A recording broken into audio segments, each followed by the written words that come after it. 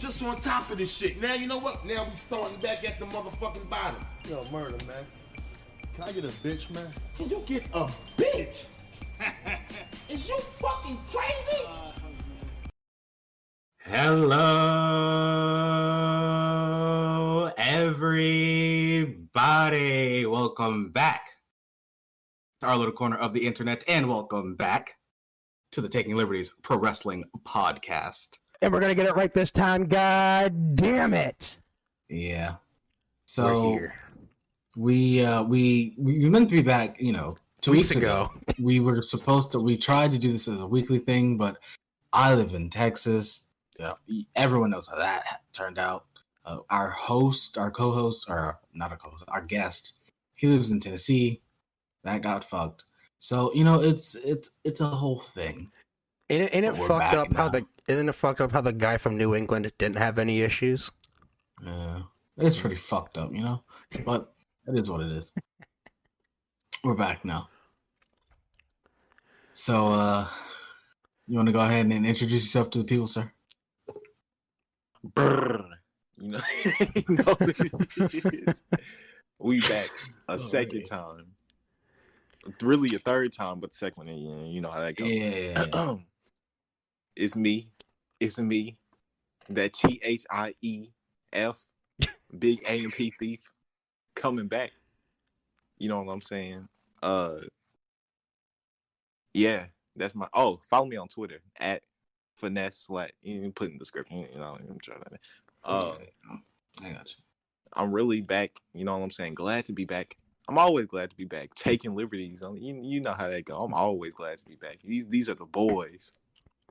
And it's really good to have you back on the 20th episode of the Taking Liberties Pro Wrestling Podcast. Oh, 20th episode, point two. Yeah. Take That's two. what I'm saying, 20th bro. episode, take two. Yeah, and I'm really just ready to, you know what I'm saying, take liberties, take names, kick bubblegum, chew ass. Oh, all hell that kind of stuff. Yeah. So before we hop on into it, we have to, of course, get all our things out of the way. So if you guys want to keep up and interact with the podcast, you can follow us on Twitter at TLProWrestPod. You can also ask and join our Discord if you'd like. We also have, Apple gimmicks to, gimmick out. So if you'd like to go ahead and leave a 5-star rating review, that'd be great. 5. Speaking of Apple, 5. Yeah, no, not 4. 5. Speaking of Apple, you can also find us on Apple Podcasts, Google Podcasts, Spotify, Bullhorn, Blueberry, Podbean. I think I know WDM. He messaged me saying that we were on a new place. So I'm trying to find out. Yes, our boy. Yeah, Podbean. That's the place. Yeah, so we're on Podbean now apparently, and. Fuck, you can find us pretty much anywhere. We're pretty much anywhere. I don't know if I said Spotify, but yeah. Pretty much anywhere and everywhere you can find a podcast, you're gonna find us. Oh yeah, and X videos might be able to find us on there. Whoa there, brother man. I'm not entirely sure about that. But the listeners can feel very free to check. Oh, I checked. Yeah. Oh, you checked? Did you? Oh yeah, I checked. Oh, okay. Then I'll take your word for it. Were we there? We were there? No, but I found what I was looking for. Yeah, that's true. Okay. Yeah, that makes sense. Okay, I'll check it. All right. And if you want to go the extra mile and support us, financially, monetarily, we also have a Patreon that you can become a patron to. That is patreon.com/TL ProWest Pod. That is TLPROWRES. That link also go be in the description. Check the description. Yes. Always check the description. Yeah. Just look. Just look. Yeah. I always say things and I don't ever get anyone to overlook it. But it's just stream of consciousness. Anyway, let's go ahead and hop on right into this show, shall we? Right. So yes, after just, 5 or 6 weeks of build up, we finally made it to Lockdown 2005. Just think about it, make me sick. Yeah. So the whole gimmick of Lockdown, as I'm sure a lot of people who followed TNA back in the day know, the entire card just absolutely just full of cage matches, left and right. The entire yeah. Just literally cage matches. nothing but cage matches and other stipulations because fucking it's TNA. What do you expect? So, Yeah, I thought WWE overused stipulations. No. This is the definition of overusing stipulations. but TNA is famous for their fucking ridiculous stipulations. That's very true as well. They're Yeah. famous for this shit. Oh, also, folks, we've already done this entire podcast once. Oh yeah. So we're gonna speed through this a bit.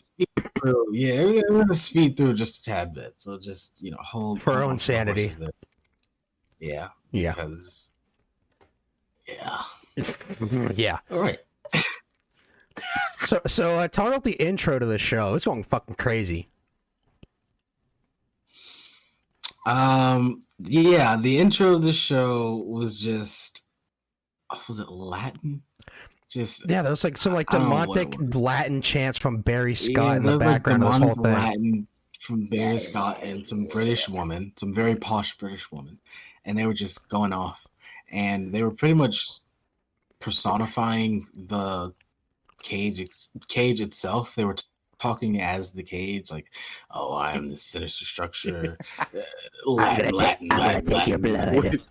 It was incredibly I'm gonna- corny, but it was 2005, so I let it slide. It was lit. Yeah, I don't give a fuck. It was sick. That's pretty cool. Yeah. So that was all right. And then the building explodes, of course. Yeah. There's no ventilation, so that's cool. Oh yeah, they also locked the arena. No going in, no going out, brother. Bro, there's no leaving. No one can leave. You gotta piss. Suck it up. You're hungry? Want concessions? Fuck you. Yeah. pretty No much. hot dog. God damn. So before they get into the action on this card, they cut to before the show. Kevin Nash has a nasty looking staph infection on his leg, apparently from when he was attacked a couple weeks ago by Candido and the Naturals or whatever the fuck. So he isn't cleared to compete in Lethal Lockdown later tonight. And Dusty Rhodes says that he'll find him a replacement, and that replacement is just a fuck. Disappointing. Yeah. We'll get to it. Disappointing, yes. That is one way to describe it. No, it's disappointing. So the opening contest is Lance Hoyt and Chris Candido versus Apollo and Sonny Sayyaki. What's up? Which, unfortunately, this is unfortunately Chris Candido's last match before he untimely passed away. R.I.P. Chris Candido. Candido. By far, the worst part about it is that Candido's in the match for all of 30 seconds. Yeah, it actually made me feel kind of just like this was how he went out. Like it kind of. Okay, so this match, he obviously broke his leg. He went and got an emergency surgery, and they patched him up, so to speak. He then. Well, I say that because he then went to a TNA show, I think the next night or 2 nights or whatever. He worked a TNA show before he died, is what I'm saying. He worked a taping. Yeah. And he went back home, and then he said he wasn't feeling well, and I think he passed out or something like that. I don't remember exactly, but his brother had found him, I think it was a brother, and they took him to the hospital. He had pneumonia. But he also had a blood clot, due to complications from the surgery. So both those things killed him, really. It's pretty fucked. It's very fucked. Yeah. That pneumonia is no joke, dog. But on the more positive and happy side, fucking I had pneumonia once, and that's not positive and happy. Yeah, I had that But shit like, once. That's pretty cool. Yeah, I had that shit once. It was fucking cool. I had chicken tenders in the hospital and everything. But on a more happy note, they showed this cameraman. in the body armor. It was this cameraman in the ring. He was inside the cage, by the way. Like you said, every match on the whole show was a cage match. So they had this cameraman in there, and Buddy's dressed up like fucking Nick Fury or like the Shield, and he's just armored out, and dude looks like an umpire from the MLB, and he's in there, which I don't know why they even put a cameraman in the cage. That was probably stupid as hell. But I mean, I understand why. It's to get a better angle or get a better shot or whatever. But, later on in the show, they're going on about the square gimmick. Look at our production value, God damn it! Look at how good our production value is. So, We don't are not really Bush understand. League. Yeah, it's weird. It's weird. TNA, man, what can you say? Total nonstop action. Yeah, especially for the camera operator getting his shit fucked up in the goddamn cage. So, in this match, unfortunately, Candido only makes about 30 seconds before there's a fucked up bump off a drop kick from, I think it's Sonny Sayyaki, where he lands really awkwardly on his own leg, and it just looks fucking terrible. When this first happened, I thought he was working it because I didn't really see what his foot did. Yeah. But when they replayed it later, I thought it was fucking disgusting. I actually completely missed the spot. I don't know where I was looking, but I just saw that, or I heard that they said that Candido went down, and I saw that Hoyt was alone, and Candido was being rolled out. And I was like, what the hell? And then they replayed the spot, and I was like, "Oh, that's gnarly." Yeah, that was. Yeah, it was just a freak accident, really. He was going to take a bump, and his right foot was planted wrong, and kind of turned, and then he fell on it, and it looked Chris fucking Candido awful. had a lot of unfortunate circumstances in a very short period. That's why you can only really just say like R.I.P. And yeah, that's rough. But what was even rougher was Sonny really did end up on him. What's even rougher is this match was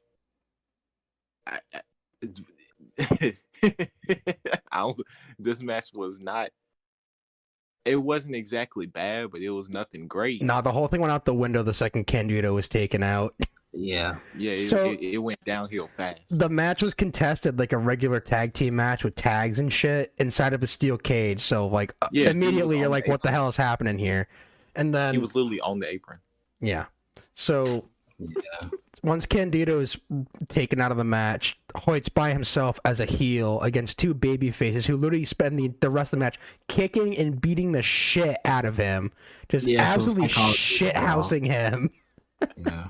Baby faces. Super weird. Yeah, it was like a double turn by accident because of the way the match got restructured. Because I mean, what can you really do, right? I mean, unless you have Hoyt completely bury the other two, there's nothing you can really do. Yeah. Some point in the match, Hoyt goes for that cool moonsault he did though on TV earlier in the week, but it didn't look quite as good. Yeah. Man, his form on that first one was just oh my god! It was really picture perfect. It was amazing, spectacular. Yeah, Kurt Angle was weeping. So for the next couple of minutes, it's literally just Hoyt getting his shit pushed in by Apollo and Sonny Sayyaki until he eventually just loses, and then the Naturals get all fucking heated with him for losing, despite the fact it was literally a 2-on-1. It's like, what could he do? And this just further pushed the whole Lance Hoyt going babyface thing unnecessarily because the whole thing was so fucked. I don't understand why they pushed the Naturals so fucking hard, honestly. There was nothing natural about them. Literally nothing. Okay, yeah, they're two cause. Just generic ass, just exactly what you would make him probably. So on the old days of like WWE 13 online, I fought like 20 the Nationals. I saw Andy Douglas every day. And these guys are really just not good. And they just both, so they they beat Hoyt. They beat on Hoyt, who is a heel. And they're heels. Because it's 2-on-1, he is now sort of turning, I guess. And I guess sort of disassociating himself with Kid Cash. I mean, and it makes him a babyface to me, but I don't know how that, that would have been back in 2005. You know, Kid Cash was gay bashing in Florida. It was probably super over. But Oh hell yeah! these two guys are beating on him, and then he kind of gets a shine, and then they just destroy him, and then they keep all the heat, and then they leave. I don't understand why they push the Naturals so hard. What's even worse is that the crowd was literally chanting for Hoyt to make his comeback. So like, the whole turn was done. Yeah. So I don't know what the fuck, because I'm almost certain that when we watch Impact for like the week after this or whatever, it's gonna be right back to fucking business for Hoyt. You know, I'm sure. Which is like, what was the point of the Naturals beating him up other than just to give the Naturals heat for no? Fuck the Naturals. Yeah, pretty much. Fuck them. Yeah, moving on. We got to backstage where Dusty Rhodes is with his ladies, Trinity and Tracy. Apparently, before the show went live, there was a little scrap in the parking lot between AMW and Team Canada. So, by request of AMW, the stipulation of the tag team championship cage match is now it's also a strap match. Because a strap in the gimmicks. We got gimmicks. And then I mean, they were literally just throwing all these. It was like they're just wrestling empire match. Like, do shit. Just open up the wrestling goddamn thesaurus, or you just open up the wrestling thesaurus. Bro, steel cage, strap match, regular tag, huh? Perfect. He literally went to the editor on Wrestling Empire. Shout out to M. Dickey, by the way. And he just said, "Let me select every single option and throw it in the cage." Like, the fuck, bro? Why? I just don't understand why. So many gimmicks. It's too little time. So after that announcement's made, Tracy and Trinity are tasked with randomly choosing who will be the first two competitors to enter Lethal Lockdown. So they end up picking Jeff Jarrett and Sean Waltman. Okay. Cool. I'm glad we got that out of the way. So then... My announcement was Dusty announced Waltman and Jarrett starting off the gimmick. That's true. Speaking of moving on quickly, I'd like to get through this as fast as possible. We got fucking Bob Roode with Scott D'Amore and A1 steak sauce, Alistair Ralphs, versus Dustin Rhodes in a Prince of Darkness death match inside a steel cage. I made that joke on the last pod, and people aren't going to hear that. Yeah, well, I made it for you, kid. Yeah. How do y'all feel about Team Canada? I fucking love Team Canada, but I hate this match. Can't stand them. Oh, you know what? As an American, I fucking hate I hate Canada. You know why? Because they're our natural enemy. You know Mexico that? North. As Zeb Coulter would put it. I love Team Canada.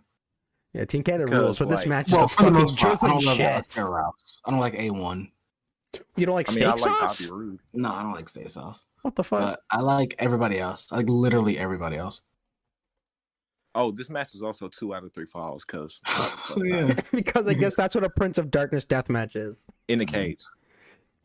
So it's a it's a match in a cage that is a regular match, sort of, that is also a 2 out of 3 falls match. But if the third fall happens, then they get blindfolded. Yeah, if it goes to the third fall, it's a blindfold match, because why not? Bro, I have never in all of my 18 years of watching pro wrestling ever seen a blindfold match that wasn't the drizzling shits. There's no such thing as a good blindfold match. Well, first off, what motherfucker in their right mind wants to watch two grown-ass men stumble around in a big-ass ring trying to find each other? No one wants this. First off, no one asked for this match. Absolutely no one wanted this. This match was unnecessary. This match also had a ref bump. Yo, for real, this match was long for no reason. This match had a lot of shit, Thief. It was long as shit, and the first pinfall was in the first 2 minutes. Yeah, so at one point, this match in a cage. That's a 2 out of 3 falls match that ends up becoming a gimmick. Rude schoolboys Dustin, and he hikes his legs all the way up to the goddamn top rope for leverage. Very obviously. Very obviously. And he gets the pin, which apparently was against the rules. In a cage. In a cage match? In a death match? Match? Yeah. And after he does that, later on, who is it? It's Dustin trying to get a fall, and Rude puts his leg on the bottom rope. Like, what kind of dumb shit? I don't know, the inconsistencies. I don't know. There's a rope break in a cage match because sicko mode, bro. Yeah. This match fucking sucks. Not a whole lot. Yeah, not a whole lot happens in this match. After the nothing at all. After the first fall, Dustin hits a shattered dreams at some point. It's not the shattered dreams. Okay, he hits the nut kick, and then he hits a super kick, or he hits a superplex. Don West started mumbling some stuff because he runs out of shit to say. Yeah. He ended up saying Dustin Rude because he was so out of breath. That's his name. Nothing happens in this match. Just literally, it's almost nothing. Work and hold this and match suck and win.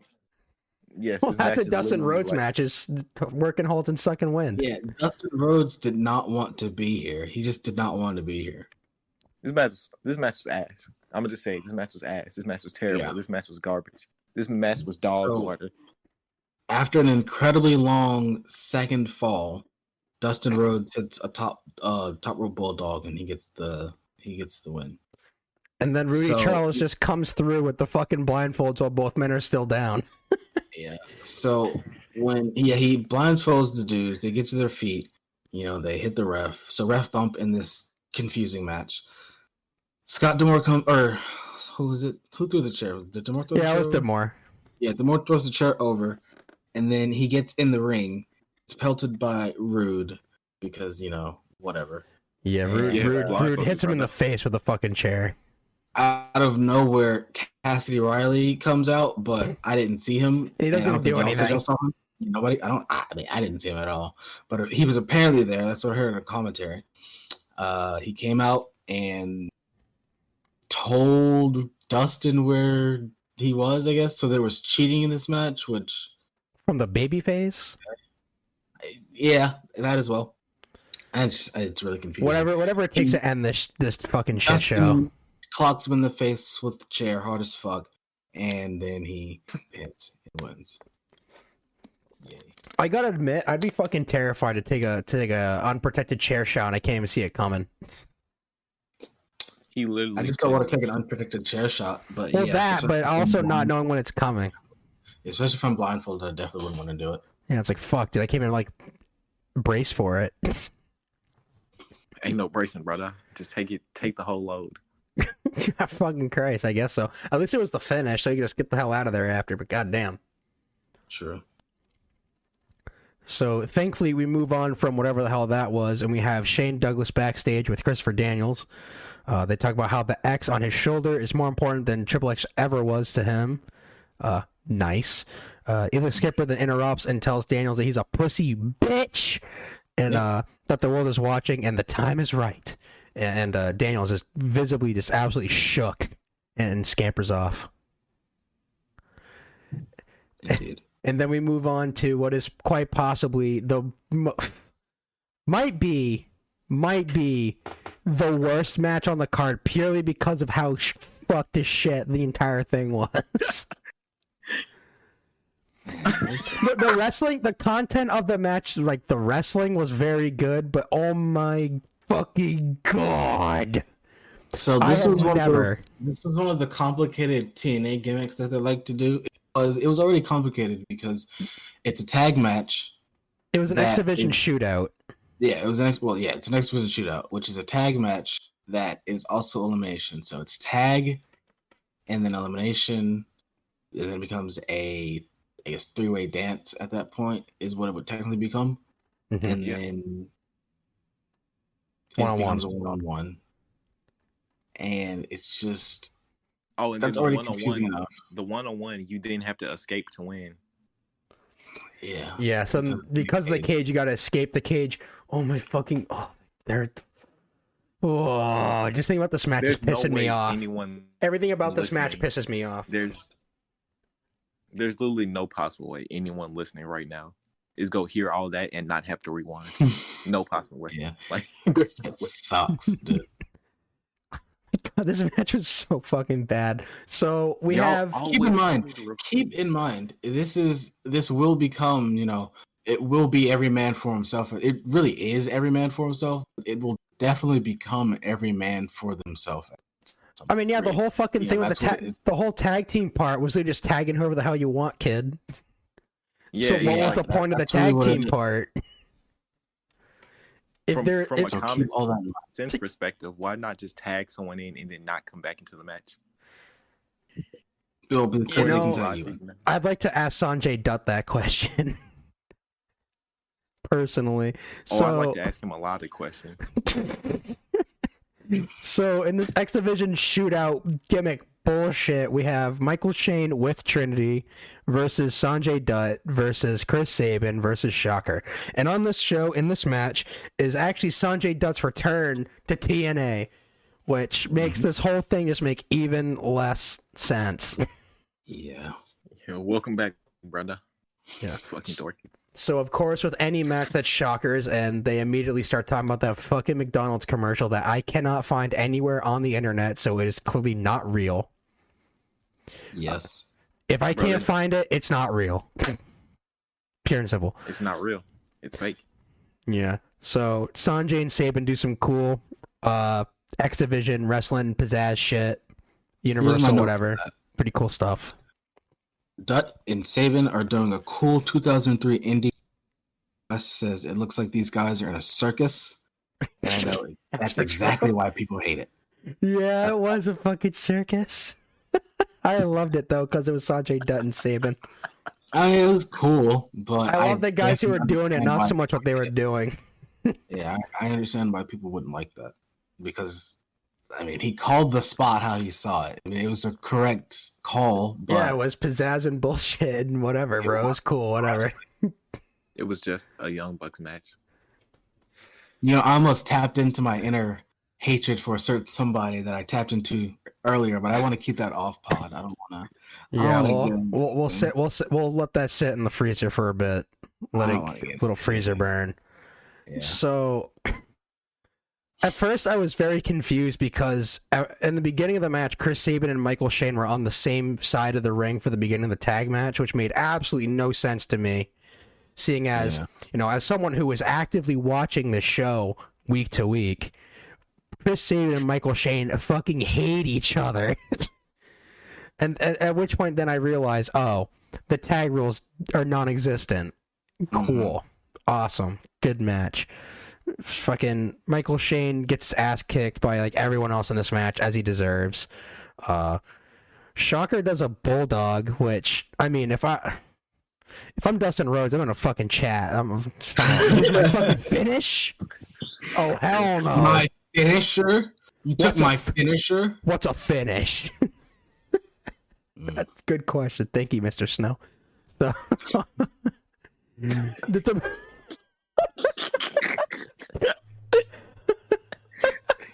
fucking seminars.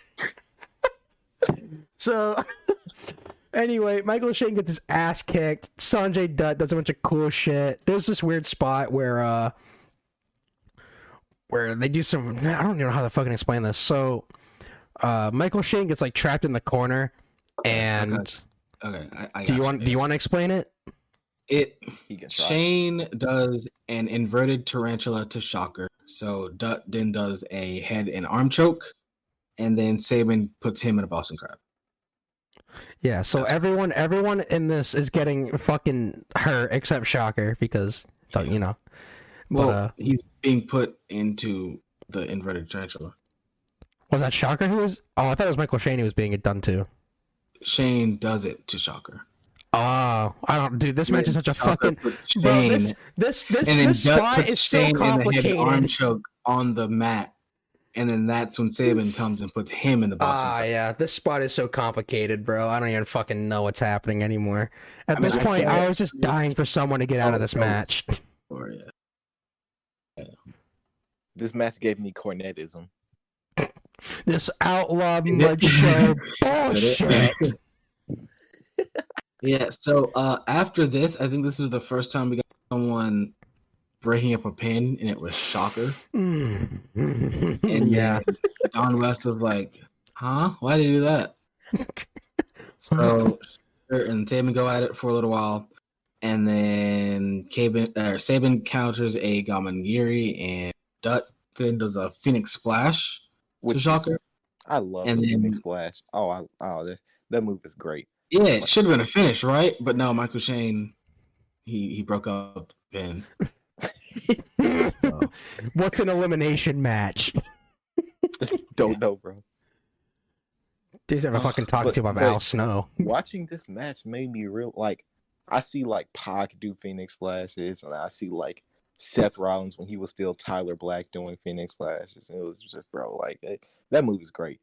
More people should do Phoenix Splashes. yeah, I mean, Pac was doing Phoenix Splashes at this time in the Indies. Like, this is 2005. He'd have been there. He'd been Everyone's doing fucking doing it. No move was original anymore. No one can have anything. Like the Canadian Destroyer. shit. Yeah, so Oh, well, that just got worse over time. bro, don't even get me started. I won't. No, I'm not even. All right, so after all that nonsense, Dutt gets his face slammed into the cage. Shane hits him with a super kick, and then Shocker kicks Michael Shane, and then he does a rolling elbow spin gimmick to Dutt and eliminates him. And Dude, the crowd yeah, they were pissed. They were pissed. not want Sanjay Dutt eliminated. And see ya. Look, bro, I understand you don't want to book him to win the gimmick, but you could have at least kicked him out second after Michael Shane's bitch ass. Like the crowd was not. The crowd was not a fan of this at all, dog. Like Oh, they were. it was like Daniel Bryan getting eliminated from the Royal Rumble. Like the venue was not happy at all. This match lost all credibility. Yeah, it wasn't even heat. It was just straight up displeasure. Hey, speaking of credibility, shout out to Justin Credible. Oh, shouts out. That's A big right. Taking the Liberties fan. So, at our Twitter, twitter.com/, at TL Pros Pod. You can follow us there, like Justin Credible does. Yeah, Mm, Justin fucking- Credible follows us, so you should too, you jabroni. ECW original, dog. Justin Credible is that boy. ECW original. Yeah, he heard the fucking the Kawasaki Dream gimmick, and he was like, dude, these guys are pretty based. Yeah. He heard that we reviewed 2 ECW TV episodes. He's like, oh, maybe us one day. I mean, maybe. Yeah, and That's for true. now he's gonna hear us talk about a bunch of marks breaking up Pinfall's elimination chain where he's gonna unfollow. Yeah, he's gonna unfollow us with the swiftness, and it was cool. I got the screenshot already. Yeah, you got the receipt. We have receipts. Yeah, it The exists. I know. shocker is going to be why Justin Credible stopped liking us. The shocker is the part of the reason I started to dislike this match. Fuck. Yeah, so after all that nonsense, Trinity comes out and she goes to climb up the cage to help Michael Shane, and then Tracy comes out. It's like, but oh, she no, gets no, kicked bitch. off, and then she starts selling her foot really badly. And Don West and Mike Tenay are telling the cameraman, hey, pan the fuck up, jackass, because Trinity's on the top, and the cameraman is just really focused on Tracy's bad selling for whatever I reason. really love how it was the commentary desk who told the cameraman to look up and not the dudes in the truck whose job is Yeah. to tell the cameraman to fucking look up. So they almost missed it, but they just got it. Tracy, well, I say just got it, but they did have to cut to the hard cam. So I guess the guy, he did technically miss it. The cameraman pans up and it shows that Tracy's on top, or Trinity's on top of the cage, and she does a moonsault onto the 3 remaining dudes. No, She takes out her own man. Like, what the hell? She almost missed him too. That Like, was fun. if she had jumped like another half a foot further, she would have completely missed him. She said, I want your cousin. Yeah, that's what she said. Yeah, that's what she said. You know that happened to me once. Really? Yeah. Yo, let me get your cousin's fucking line. Oh my god. I mean, you can tell the story if you want, or we can. Oh well. I was in like fucking like 10th grade. I thought I was the coolest dude. Oh no, because sophomore year. I finally had some female attention. She was like, "Hey, brother, where your cousin at?" I was like, "What? Huh, brother?" She said, "What, man? What did she say to you, bro?" How did she approach you? I can't remember what exactly she said because this was like 10th grade. Can I get a cousin, man?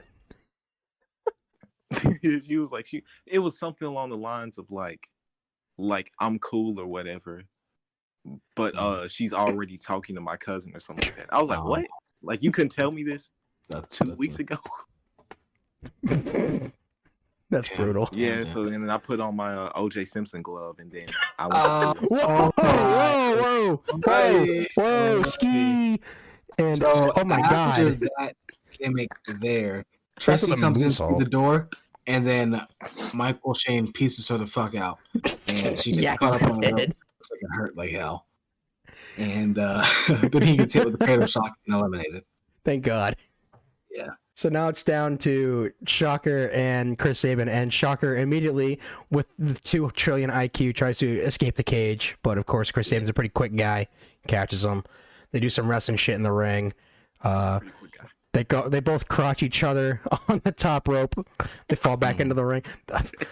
I'll never fucking crotching always scares me. Okay, and then they climb up, and then they are hitting each other after they climb the cage, and they both fall down, but Shocker wins.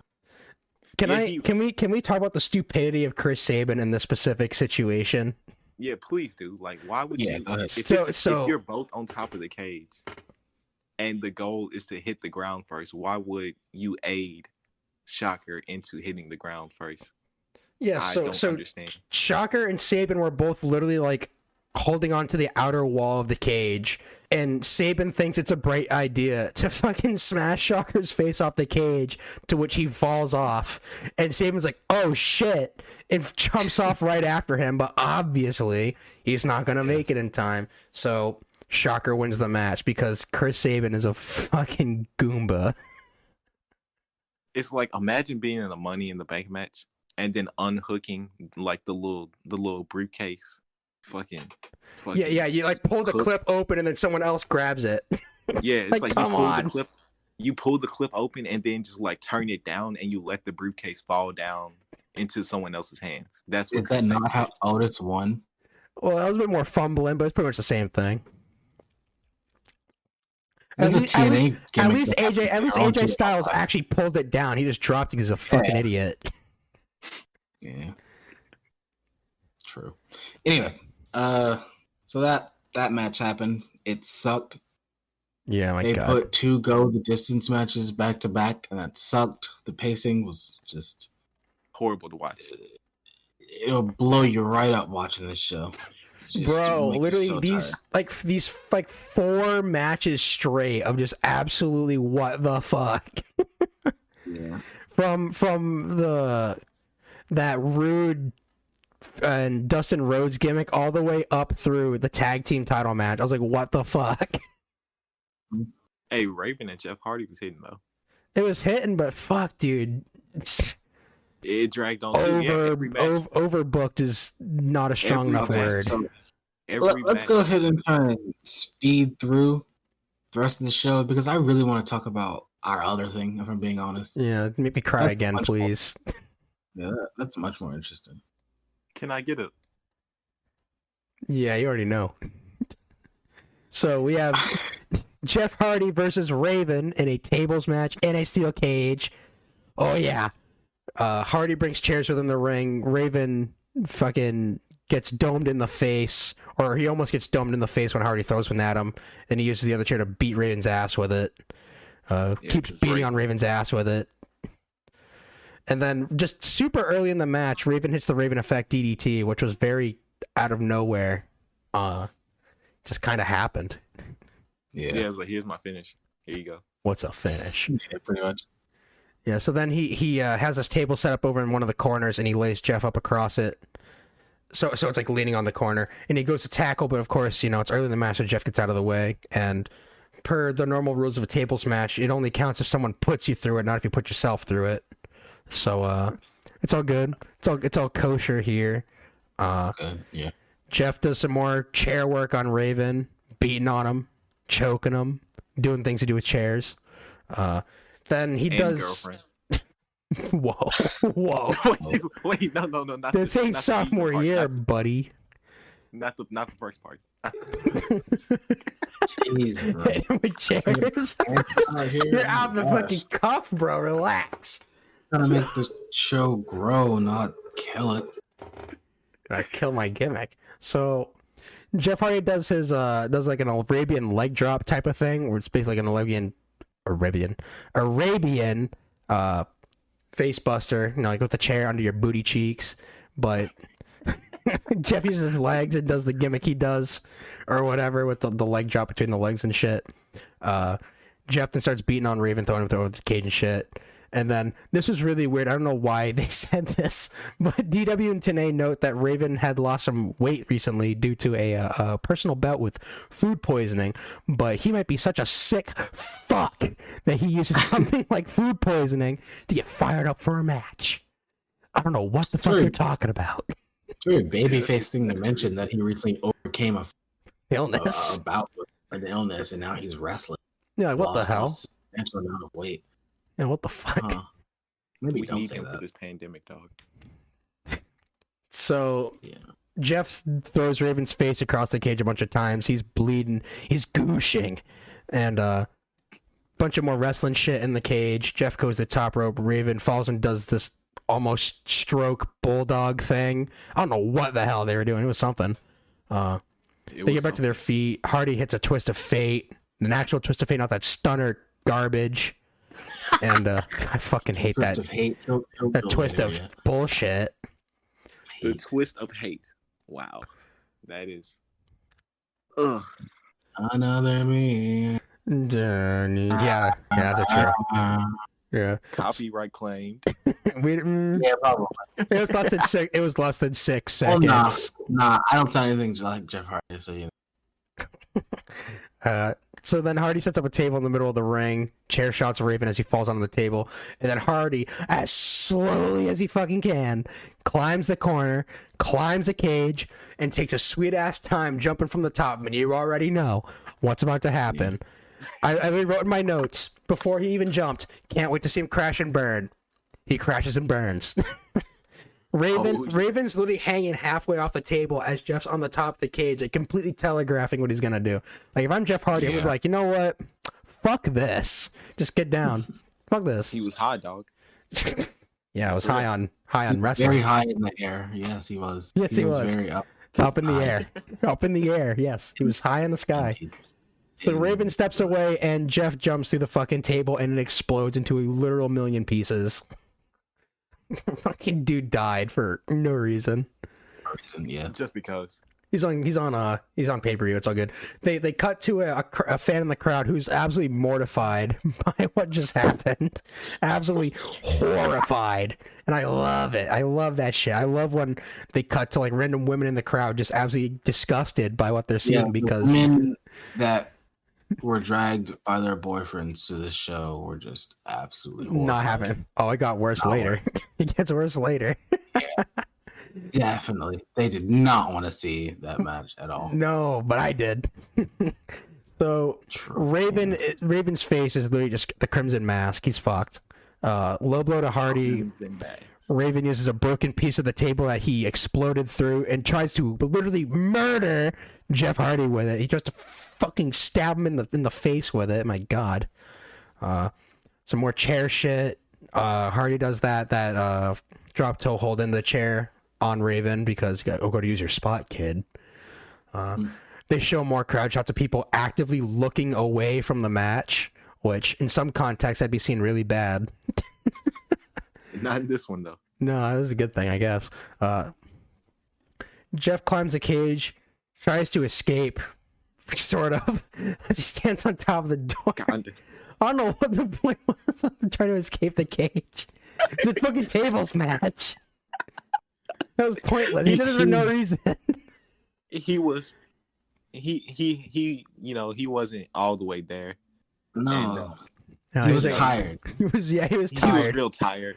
He was discombobulated and disorientated. You know, he was just He was a something. little tired. He was just a something. little tired. That Robitussin. Yeah, the tussin. Yeah, he's feeling a little sick before the match. You know. He had a little food poison.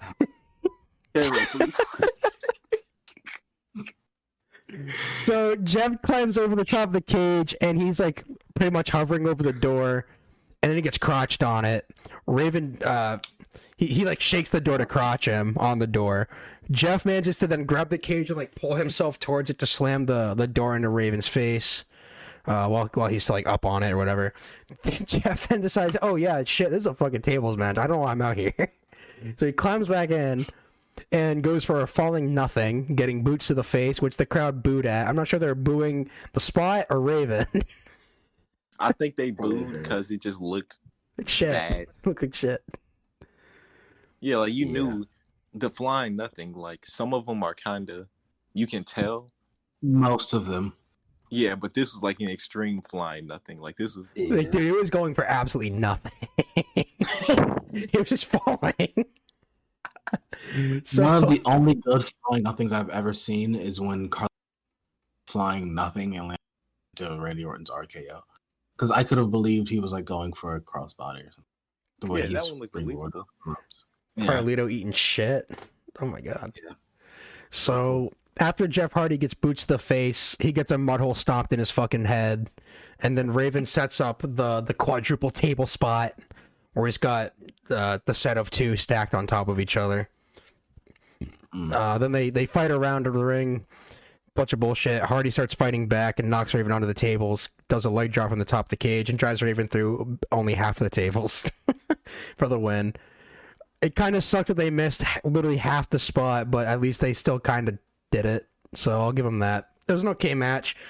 I liked that the fucking fans were disgusted by what they were seeing. That was pretty sick. Like I said before, it gets way worse in the main event. It gets way worse. That's what I live for. In a good way. The main event actually ruled. Oh, it was so, dude, that shit ruled so hard. Oh my god. So, so then we move into America's Most Wanted versus Team Canada in a strap match for the NWA Tag Team Championships in a cage. Where to start? Where to fucking start? So, oh man, so fucking this pay-per-view release fucking with me. So Petey Williams and Eric Young are the representatives of Team Canada in this match, and I fucking hate Canada so much. I hate Canada. Goddamn Canadian. And Alistair Rouse is outside in their corner. Scott D'Amore is not around because he got fucking beamed in the face earlier by Robert Roode. So teams come out, bullshit, whatever. At the bell, Petey Williams escapes the cage immediately, and Chris Harris jumps out the door before it closes and drops Petey Williams. Eric Young also tries to escape, but he's caught between both members of AMW, who pull on his legs as he sat at the top of the cage. Oh my god, that looked brutal. Getting pulled like that. Oh my god, they're trying to break him in half. It was Mortal Kombat or something. So Petey Williams brings Chris Harris down from the cage, and then he gets back into the ring. As Chris Harris tries to enter, Alistair Rouse from behind hits him in the back of the head with the NWA Tag Team Championship, and then he hits James Storm in the face with it as he tries to do some shit about it. Do something. Do something. So Williams and Young are in the ring alone with James Storm, while Alistair fucking I really wrote my notes that he's puppy guarding Chris Harris on the floor. Puppy guarding. He's fucking puppy guarding this motherfucker. He's like, I'm not gonna let you get in this ring no matter what. So, which is basically the story of this match for like the next 10 minutes is that Chris Harris cannot get in the fucking ring. So a bunch of double team shit. They beat up I almost called him Lance Storm. James Storm. Fucking Christ. God, I wish it was Lance Storm sometimes. The better Storm. James Storm's getting his ass kicked. He's a bloody mess. Williams then in the ring pulls down the American flag that is posted at the top of the cage because, god damn it, I hate Canada so much. Yeah. They start beating on Storm and choking him with it. Don't say a word, Thief, I swear to God. No, I'm not saying nothing. Yeah, you better not. So James Storm starts to fight back. Jawbreaker to Young, Enziguri to Williams. Harris drops Alistair, starts climbing the cage with Eric Young. Literally fucking... Eric Young flings himself headfirst into the cage to stop Chris Harris from climbing in. I don't know why he thought that was the plan. To literally dive head first into the fucking... He took himself out doing this. He had the Jeff Hardy food poisoning. He couldn't think. Shit, that's gonna be the thing. Sometimes you have to do the thing must to win. You gotta do the gimmick to gimmick, you know what I mean? Exactly. Yeah, you know what I mean. So... I know exactly. I hate that I do, but I know exactly what you mean. Harris is still trying to get in the fucking ring. This shit sucks. I hate this match. Fucking... I can't keep it together anymore. Petey Williams on the top rope does this weird leap over where he lands on the top rope and jumps back onto Storm and just gets fucking powerbombed. I don't know what he was planning on doing here. Storm gets Williams into a military press, throws him into the cage. I thought that was pretty cool, despite the fact, I mean, he's bloodied up. I don't know I can see anything anymore. Storm then, this is when the straps finally come into play. Storm gets one of the straps and just starts beating the fucking dog piss out of Eric Young with it, just whipping the shit out of this kid. Then a tornado DDT, just Storm by Williams, and they do all sorts of shit to keep him down. Alistair is still beating up on Harris, keeping him out of the match. Storm is just getting overwhelmed. And Harris manages to... I don't fucking remember how exactly he did this. But Harris manages to stop Alistair with a catapult into the ring post. And then throwing him into the steps. So he's stopped. He's done. And he... I don't know why Harris did this. But he gets to the top of the cage. It's a fucking double clothesline. to Williams and Young. I don't know what the hell this thing is. It's crazy. Then Harris gets a strap, goes to town. Bunch of bullshit. Wrestling stuff. Heart attack by AMW for a 2 on Young. More wrestling shit. At some point, fucking Alistair hands the hockey stick to Team Canada that has the Canadian bullshit wrapped around it. The Canadian flag, not the bullshit. Yeah, the Canadian bullshit. You goddamn right. Fuck Canada. I didn't even mean that. This is how I put it. God damn it. I hate Canada. I love America. America number one. 0% Canada viewership. That's for true. Yeah. So, get the stick, the bullshit, cracks Harris across the back for a 2 count. I don't know why DWC thought that was the end of the match. What the hell? It's a hockey stick. What the fuck? So then, Alice. I mean, that's for the finish. I mean, it could have been, but this is a strap match. This shit's overbooked by nature. This match is overbooked by nature. So then Alistair, through one of the holes for the cameraman, fucking pours some white powder into Pete Williams' hand. But as he goes to throw it into James Storm's face, he gets kicked in the hand and throws it into his own face. So then Eric Young drops James Storm and tries to help Williams, but he mule kicks Young in the balls and does a literal Canadian destroyer to Eric Young. And so then AMW used this opportunity to set up the death sentence on Williams, and they win. And they wave the American flag after the match and get ultra epic, super cool USA chants. Because USA. I love America. Hell yeah. Because you already know that Canada is a piece of trash. You're damn right. You're damn right. This angle's horrible. Literally our neighbor. So we America hate him. wins. I mean, it's literally America's most wanted team in Canada. So I mean, what America. Read the America name. wins.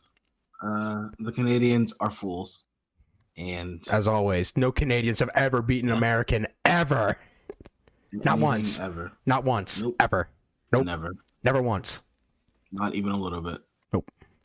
So then we move on to a match that didn't suck. Thank God. And it didn't go that long, which is kind of fucked up because then the dudes are in it. But yeah. We have Elix Skipper versus Christopher Daniels for the X Division Championship. You know, of course, it's a cage match. They do some pretty regular feeling out, whatever the fuck, in the beginning. I mean, they're former tag team partners, so they pretty much have they have a pretty good idea of like what they're going at and whatever. Early on in the match, Daniels goes for Angel's Wings. Can't lock in those arms because, you know, it's the fucking beginning of the match, bro. Come on. Gotta work up to it. It's that Fire Pro. Use your lows and your mediums and your highs. Right. Exactly, yeah. Then Elix goes for a play of the day, but it's countered. Elix then I love that I wrote this in my notes. Elix then kayfabes Daniels by refusing to run beneath the leapfrog 3 times in a row. Oh, yeah. And I fucking love that. He's like, go through my fucking legs. And he's like, no, I'm not going to fucking do that. What the hell? No. I'm not going to go through your legs. No. No, bro. Then Elix does the Hulk Hogan fired up you gimmick out of the corner. I don't know where he thought he could do this from, brother. That's my shit. And then Daniels gets Elix into a fireman's carry, drives her into the cage, fucking shoulder and elbow first. I still don't know if that was planned or not. It looked like a fucking schmoz. Absolutely it led to Skipper's arm being the target of the match, which is what led me to wonder what the hell is going on with that. So Skipper, what arm was it? Whichever arm hit the cage. Ready. Probably the right one, I think. Based on the corner they fell into, I think it was his right arm. So Skipper is basically fucking handicapped for the rest of this match because he can't do half a jack shit. He just got one arm, bro. He's that future Gohan type beat. He's trying to get it done, but he can't with the one arm. Fucking, he does a bunch of stuff trying to make comebacks repeatedly in the match, but Daniel's just killing him. He does this cool. I hate they called it that commentary called it the Matrix or whatever, but Skipper pretty much bends completely. Yeah, he bridges all the way back to avoid a moonsault from Daniels. Almost called a moonsault gimmick. Oh my god, I need to fucking stop. Then, not everything is a gimmick. Not everything's a fucking gimmick unless you're me, and then everything's a gimmick. Yeah. So he literally like drops down to his back or whatever and just comes straight up. Oh, like, oh my god, look at this athlete. My Matrix god. style, you know? Real epic It's Matrix style. Matrix when you whoosh on back. Yeah. Neo was like, oh shit, I can do it too. Or what actually said to Neo. Yeah, don't you know that Elix Skipper did it first? Ah, that's true. He did it 6 years after him, and he still did it first. So, Daniels of the year. This is fucked, match. This whole thing's fucked. Daniels of the Uranagi, then the BME, but Elix kicks out at 2. I was shocked he kicked out, to be honest. Yeah. Daniels then scales the cage. Yeah. So good finish without a finish, you know. Yeah, if I'm not winning on my finish, I'm not gonna fucking do it. The fuck? Daniel scales the cage, gets crotched by Skipper. Skipper then goes for the one thing everybody wants to see, but Chris Daniels is a heel, so he can't let him do it. The little tightrope walk on the top of the cage, because I'm not taking that bump. What the fuck? Bro, my bump card is almost full. I can't be doing that shit. Are you kidding me? So Daniels climbs down. Elix leaps down into Daniels and the referee. And then Daniels goes for the Angel's Wings, but Elix fights him up into the position for a sudden death. But he walks backwards into the ropes, allowing Daniels to escape because he's got a shitty shoulder, kid. And so Daniels escapes, lands the Angel's Wings, gets the dub. It's a pretty good match all in all, despite the fact that Elix Skipper was basically handicapped for the whole thing, so he really couldn't do much of anything to you know, do impressive Elix Skipper things. But what can you do? This was 16 years ago. Oh my god. Crazy. 2004 was 16 years ago. No. Fuck. That's awful. I hate that realization. Yeah.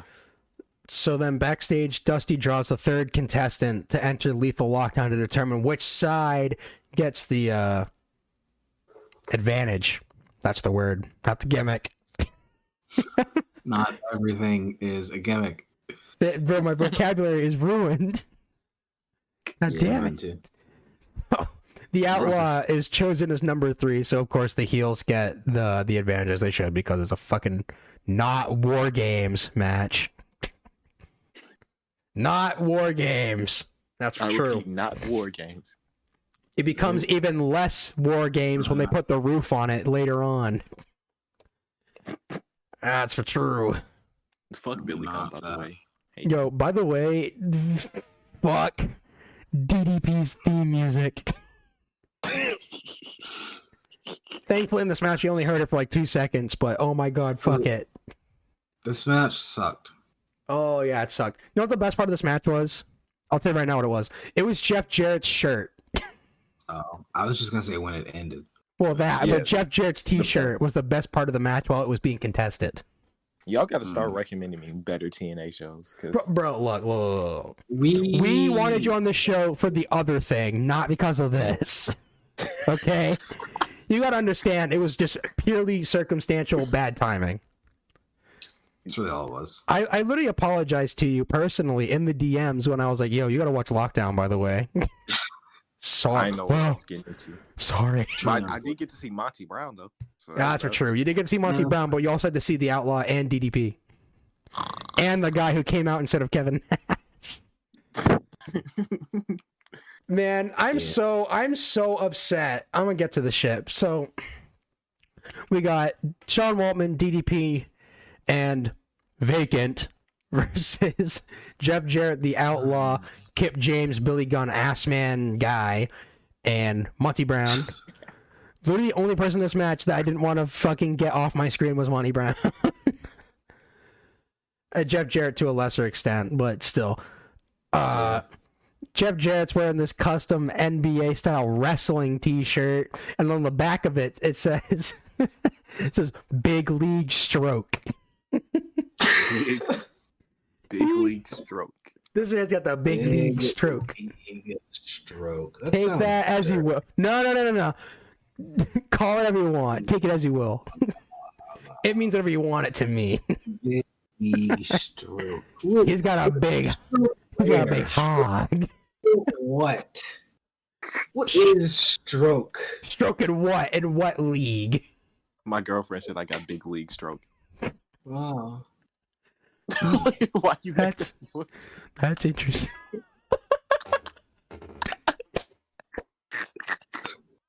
So this match gets underway, and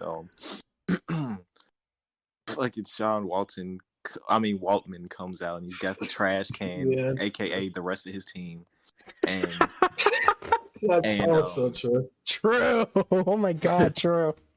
Yeah, and then he runs at Jeff Jarrett and starts whacking him with the trash can, blah, blah, blah. All that other stuff. This match is stupid. This match is stupid.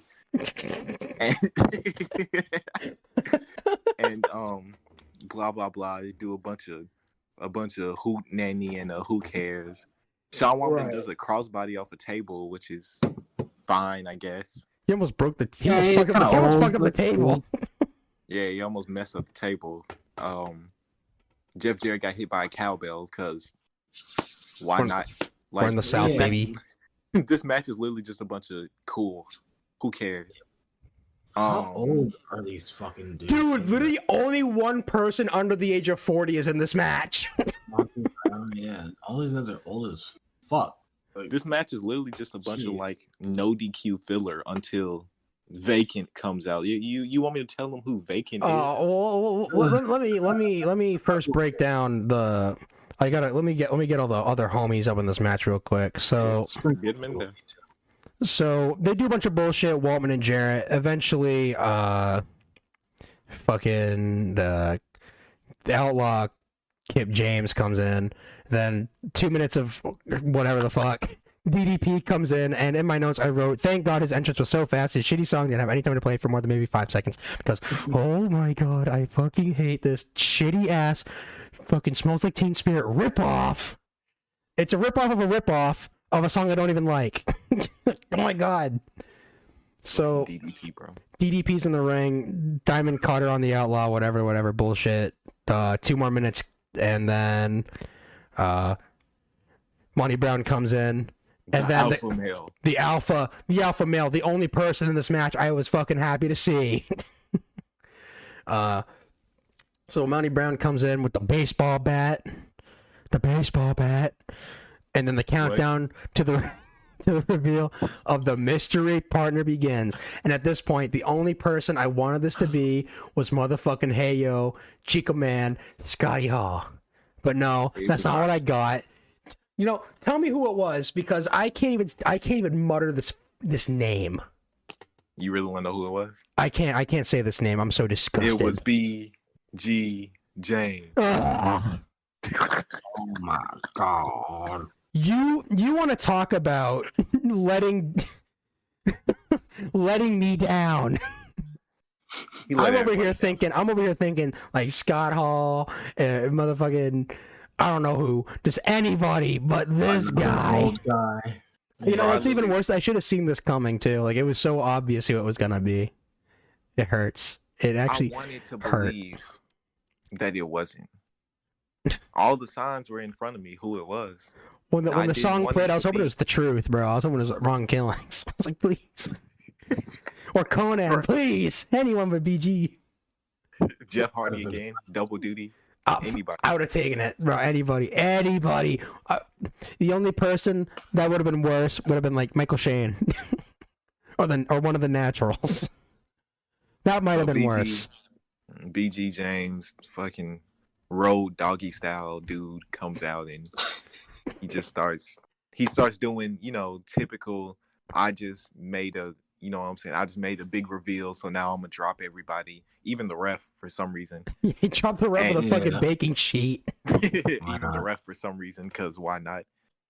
And Sean Waltman, then, you know what I'm saying? Well, first the New Age Outlaws trademark copyrighted have a stare down. Yeah, BG's too big of a pussy to do anything about it. Do something about it. You know, that whole thing that they couldn't resist doing, you know, they were gonna do it. And Sean Waltman interrupts. He does the X Factor on Kip Outlaw butt shaker dude. I think you mean the Bella Buster. No, the Bella Buster was way cooler. That's for true. And then Monty Brown then proceed. Well, first, Sean Waltman puts a trash can over Monty Brown's face, and I think he hit him with like a Bronco Buster or something like that, didn't he? He hit him a Bronco Buster with a trash can. I don't know why he wanted to smash his fucking nuts into a trash can, but that does absolutely more damage to you. But I mean, okay. I think he was protected. I hadn't even felt it. Monty Brown then proceeds to hit a turn your headphones down. Pow! Right into period. Yeah, pounce trademark period. He then proceeds to hit a pounce on, then he hits another one on BG Dog dude, who's holding a trash can, so he busts himself open. Yeah, because why not? I mean, I'll run clean through a trash can if I have to. And blah blah, just a bunch of. It's basically that part of the match, you know, it's about to be over, so everyone just tries to get their shit in. You know how that goes. I could hit my finish. What's a finish? Yeah. And ironically enough, despite all the finishes and the botches, this match ends in a Sean Waltman roll-up. It's a victory roll on Monty Brown after they blow it on the first try. He literally blew the spot and redid it. Yeah, that's why I said in the botches. He literally blew the finish. The whole finish. And I'm like, all those, you know, all these big moves, all these finishers, the trash cans, the pounce, trademark period, and a fucking victory roll up is a botched victory roll up is how Also, the match ends. why is Monty Brown the one getting fucking pinned? Yeah, like Why Why couldn't not? you pin the Outlaw? What the Like, fuck? He's not why? doing nothing. He's not the champion. He's not Monty Brown. What the fuck is wrong with you? Who Yeah, but agent he's did the this Outlaw. match, huh? Who is the agent here? I need to talk to you personally. We need to step out back. We gotta have a chat. Because this ain't it. and then they start brawling after the match because fucking why not? Oh, like, Al Snow would have been exiting. like We're having to It was talk a about what a finish. finish is. Yeah, it What's a was a finish? Yeah, what's a finish, Al? Wasn't that Mr. Snow. Mr. But, Snow? Mr. Snow. So then What's they up? start What's heat? brawling after the match, and like no one cares. Like the crowd wasn't even like Reacting? No, I don't care. Just go away. yeah, the crowd was literally just sitting here like Go away. if we just sat here and stopped talking for 5 seconds, just that's what the crowd sounded like. It was just nothing, just absolutely nothing. And yeah. Oh yeah, the New Age Outlaws trademark copyright product of WWE. They do another stare down because fucking they're old buddies and they want to kiss or whatever. And yeah, that's how this ends. But then we get to the main event. Oh, And that's baby. actually like Now we're you know, that's- talking. yeah, now we're talking. The show has been very underwhelming and just flat out dumb at some points. But this Saved it. Saved it. This is it right here. AJ Saved Styles, it is strong. Okay, well they saved my opinion of the show overall. Yeah. Okay. this is a good place to end. If this match went Yo, on, oh my god, if this fucking lethal lockdown went last, I would have actually punched the fucking hole through my desk. exactly. Ugh. AJ Styles comes out. Alan, the famous Twitch streamer, or I gotta go Twitch play streamer. Madden. He was actually the famous Mixer streamer, sir. Mixer. My bad. The former Mixer trademark copyright streamer, Alan Jones. He comes out. Abyss comes out. By the way, AJ Styles got a huge pop because it's fucking AJ Styles. and TNA. You know how that Yeah. goes. There's no one more over AJ Styles and TNA. It's just not happening. 2005 AJ Styles is probably like in like the top 5 greatest pro wrestlers of all time. Yeah, like he was Specifically that year, he was probably one of the greatest wrestlers to ever walk the face of this fucking planet ever. Yeah, like he For just sure. you can't beat that. But Abyss is also really fucking cool. No, Abyss is fucking base world, bro. I'm talking about Abyss with the chains and the God, this dude's so fucking crazy. I love Abyss. This match also in the cage, also no DQ. Number 1 contenders match for Yeah, the this is a number one NWA contenders World's Heavyweight match. Championship. Despite This the fact that at the last pay-per-view, Abyss defeated Jeff Hardy in a fucking ladder match to become number 1 contender. Yeah. follow AJ that. Styles just came in here and cocked Abyss. He Because why cocked not? him. So And- before Abyss even enters the ring, AJ dives over the ropes out of the cage onto Abyss. Okay, suicida. They do the gimmick all over the fucking floor. They're wrestling, they're fighting, they're doing the thing. Abyss whips AJ towards the barricade, but he baseball slides under it, which I could not believe my eyeballs and the things I was witnessing when he did that, because you gotta be a real slick motherfucker to pull that off. Like, first off, baseball slide onto goddamn concrete. And you got fans right there that could fucking block your way. And then he just effortlessly did it under the guard. I never seen Ricochet do that. But, Rick O'Shea. Prince Trevor. maybe. But Yeah, Trevor. he literally slides under the guardrail, which looked Smooth as amazing. butter. Then he jumped on top of it, hit a Hurricane Rana because AJ Styles, GOAT. And yeah, like that was a great start to the match, and I was already kind of favoriting this as opposed to the rest of the show because they were getting active instantly. Yeah, then they brought to the fucking crowd Exactly. before a cage match. AJ Styles then proceeds to, like, he runs up the stairs, then he jumps on the guardrail, and then he jumps on like some thing. I don't know. TNA architecture was weird.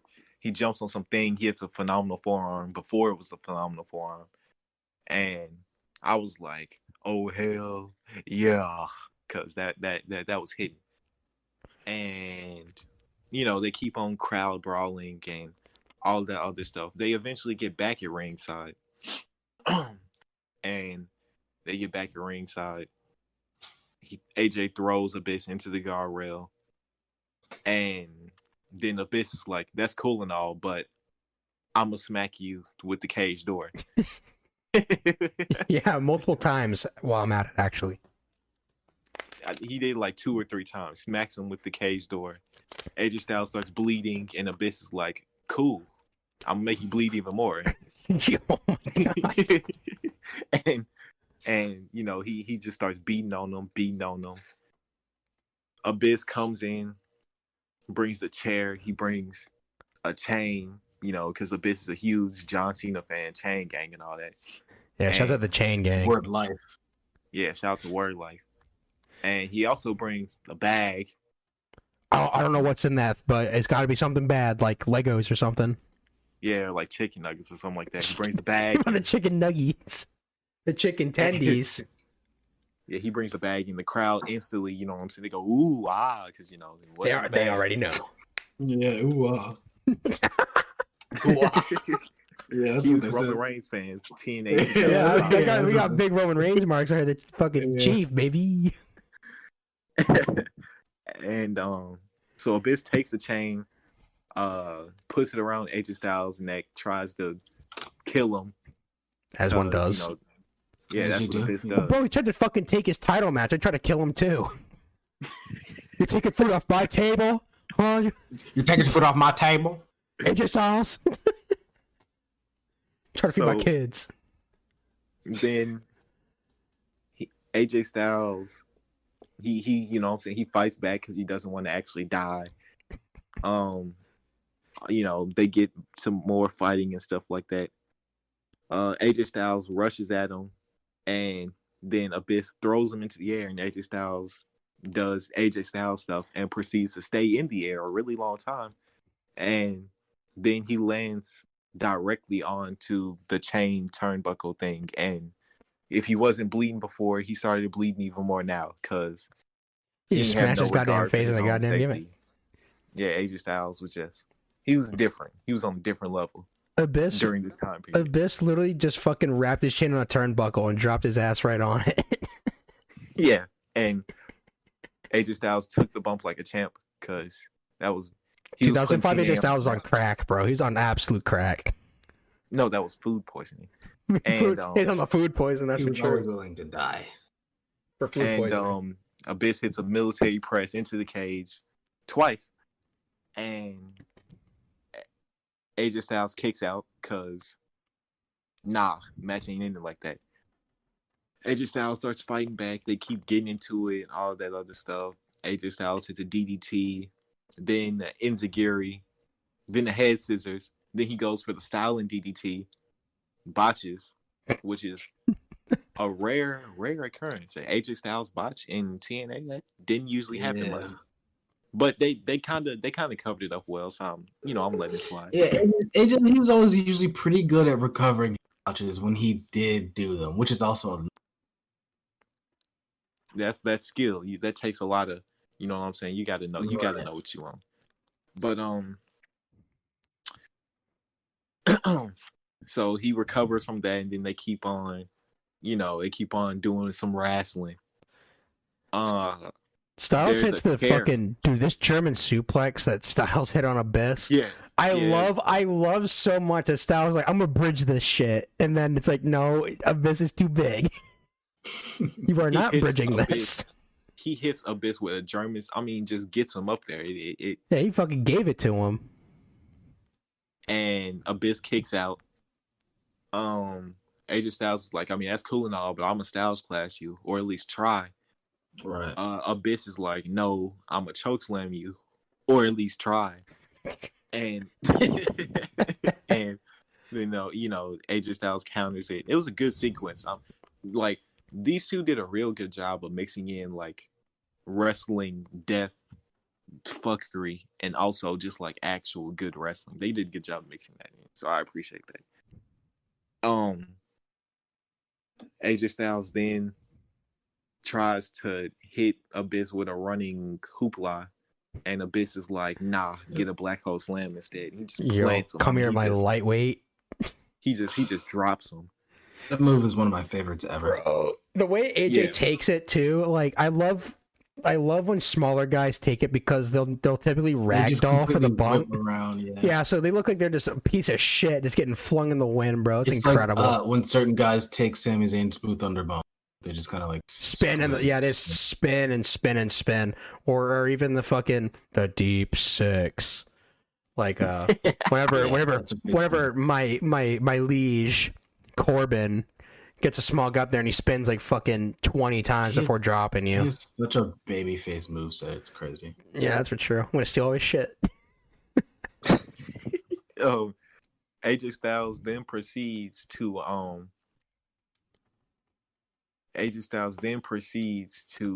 go and say, "Hey, what if I simply hold on. What if I simply kick out of your finish?" I'm gonna get to what AJ Styles does. He kicks out of the black hole slam, and then Abyss goes, my finish didn't work. So how about I simply just make you not alive anymore? Yeah. He gets the bag of the chicken nuggets, but it ain't nuggets. It's actually tax. And chicken tax? Far less delicious. Chicken tax? He gets the chicken tax, dumps him on the mat. And then Abyss is like, cool, time to die. Picks AJ Styles up for a power bomb. Oh, hell no. And AJ Styles is like, no. That's not what we're doing. He then counters it. Picks Abyss up. Big Abyss, by the way. Abyss is not a small dude. Twice his fucking size. Easy clap. AJ Styles picks Abyss up for a Styles clash and then proceeds to Styles clash him on the tax. Like, just no, drop him. Directly on the tax. The dude has tax in his nipples, areolas, and everything else. The crowd went so fucking crazy for this. Oh my god. The crowd. This is where I kill you now. I think I audibly screamed "Holy fuck" when he did it too, because I couldn't fathom AJ actually hitting a clash on Abyss, much less doing it to Abyss on a fucking bed of thumbtacks. Because of course, only Abyss would be willing to take a fucking bump like this. Oh, of course. Abyss was food poisoned out. Metaphorically though, not literally. Like those, like not like he had it in his brain. He had food poisoning in his brain. Yeah, he had it in his brain. Fucking maniac! I love this. After that Styles clash, Abyss kicks out. Like, cause he's a monster. He if you want to kill Abyss, you gotta like actually chop his head off or something. Like that's the only way you can beat him. Man, stronger than death. Abyss kicks out. No, he's not Matt Hardy. What are you talking about? Yeah, he's stronger than Matt Hardy.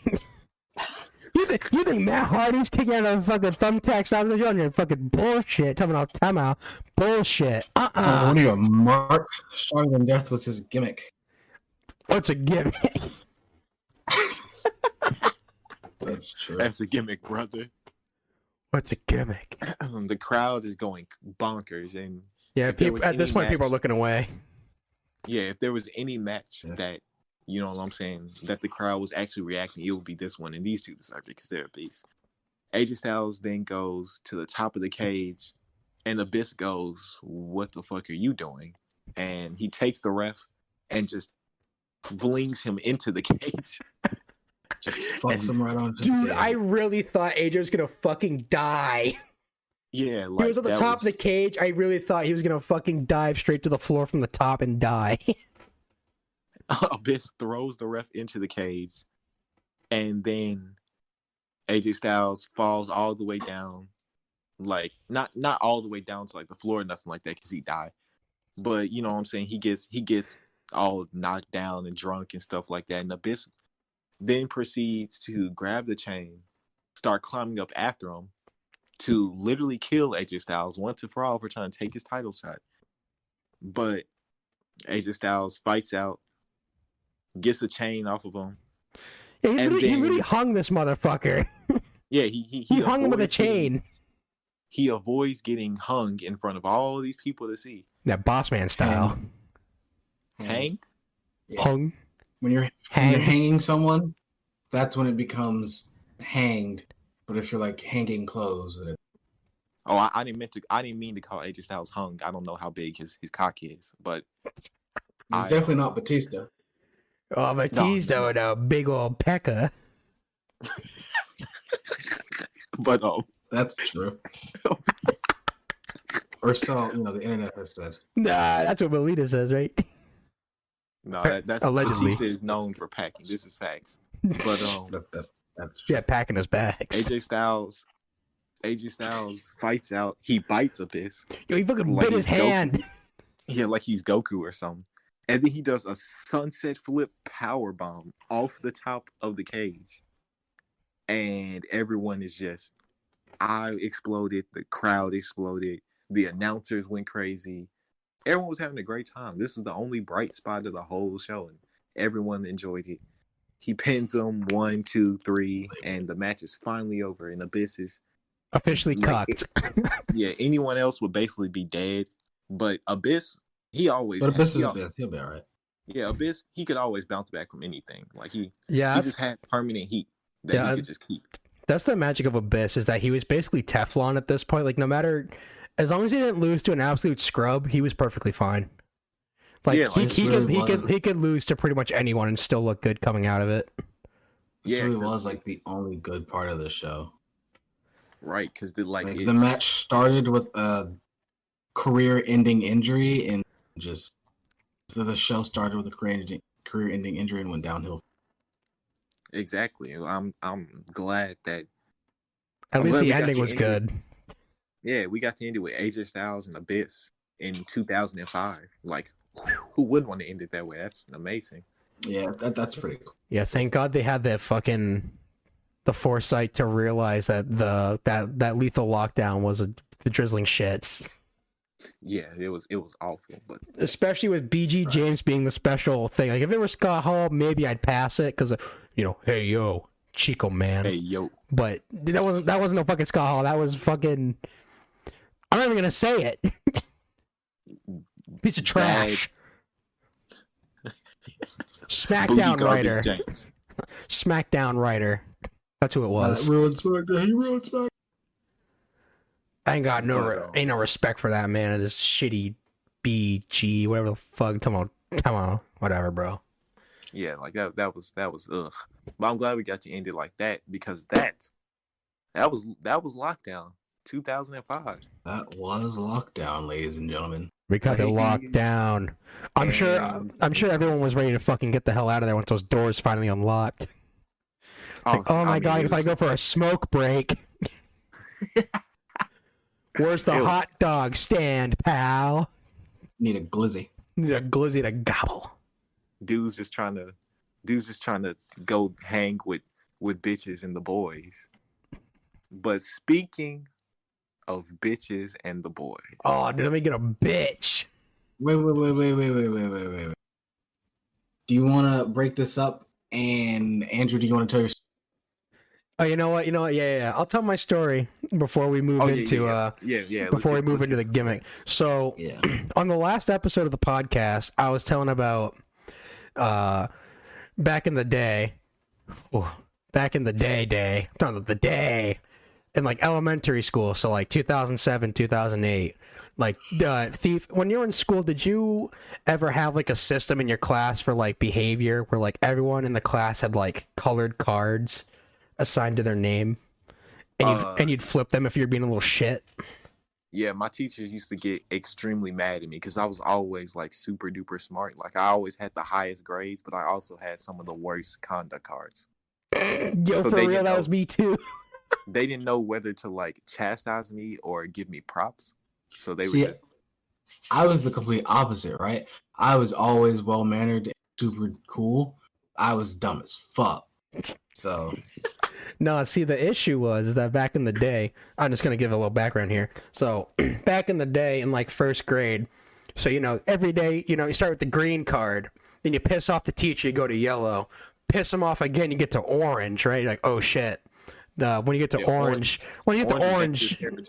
yeah, At Orange, you're already getting you're getting a fucking I think at Orange I would get an after school detention for 30 minutes or something like that.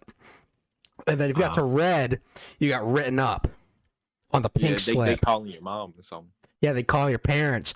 But see, me in my infinite wisdom, okay, so I flipped to Red damn near every single fucking day of 1st and 2nd grade because I could not keep my goddamn mouth shut. I was constantly talking, constantly, all the fucking time. So I spent the better part of elementary school grounded, as you might say. So eventually I got fucking fed up with it, right? So I got in trouble. I flipped the shit to Red, got right up, sent to the office, the whole 9. Of course, when you get written up, you're supposed to take it home and have it signed by your parents so that they know that you're a little shit. As I was. I can admit, I was a little shithead for sure. But, yeah, it was yeah. right, though. So my infinite wisdom, I decide, and mind you, these slips are pink because it's like the ones just like a receipt or whatever, like the white page, the yellow page, and the pink page or whatever. Or it's like ingrained. Yes, so I take home the pink page to get signed. But in my infinite wisdom, I'm like, fuck this shit. I'm gonna forge my dad's signature on this gimmick. And in the years since, I've gotten pretty good at forging a signature and things. I'm not gonna lie, but but in my infinite wisdom, I got this fucking. I couldn't find anything to write with, so the only thing I could find was a fucking pink pencil. This must have been 2nd grade, and so I signed my dad's signature on a pink slip in pink pencil. So you could barely see this shit. I don't know what the fuck I was thinking. I was out of my mind. The Siggy. The other gimmick, it should be cool. Should be cool, right? What gimmick? I didn't have any other... Nah, that press through, right? That was the gimmick. Just pain. No. That is the gimmick. No, the pink slip was the gimmick. They kept the other parts for files. Because you could bet your ass I had a file. So I signed the pink slip with a fucking pink pencil, like an absolute Goomba jabroni piece of trash. I don't know what the fuck I was thinking. This was by far top 5 biggest mistakes I ever made in my entire life. So I bring my ass to school the next day and I turn to my teacher and she looks at me like I'm dumb as shit because oh baby was I dumb as shit. She looks at me and she's like, Andrew, bruh.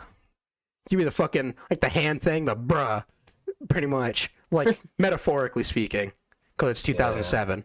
Yeah. And basically, I'm being told, yo, dumbass, I know for a fact your dad did not sign this shit in pink pencil. You bitch. So, I get immediately written up again. Immediately, right at the top. They send my ass down to the office. They call my dad. He comes down to get me because he's pissed. He was livid. So yeah, I fucking bet. So he fucking brings me out. He literally takes me out of school. Fucking brings me to. This is so fucked. I can't believe he did this. It's so fucked. He brings me down to the fucking police station in my town, and fucking tells them to put me in a cell for a couple hours. Wow, what the fuck? So they put me in juvenile. They put me in juvenile prison for like fucking 2 or 3 hours. You see this little motherfucker right here?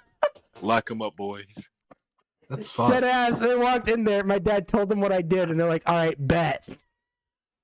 They threw my ass into a fucking cell for 2 hours. I get out. I get out. My dad brings me home. So for dinner that night, I get 2 slices of bread and a cup of water.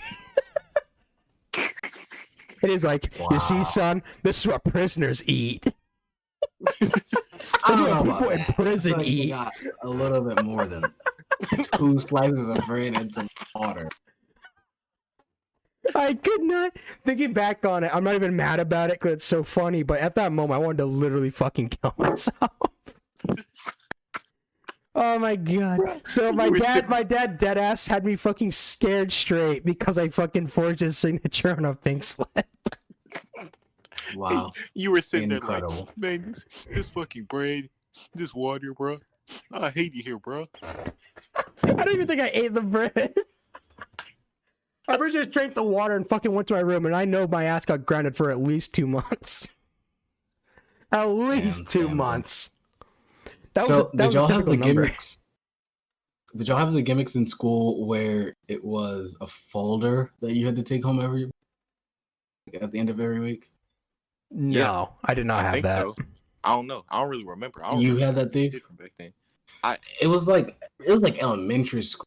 All I remember is like I remember the little cart. No, we did have the folders. Yeah, we had the folders. I would know because a girl put me in a headlock and then took my folder. Bro, how you get put in a headlock? I mean, at the time, like you're probably no, I'm not gonna say it. She overpowered. He didn't know the positioning to do a back suplex.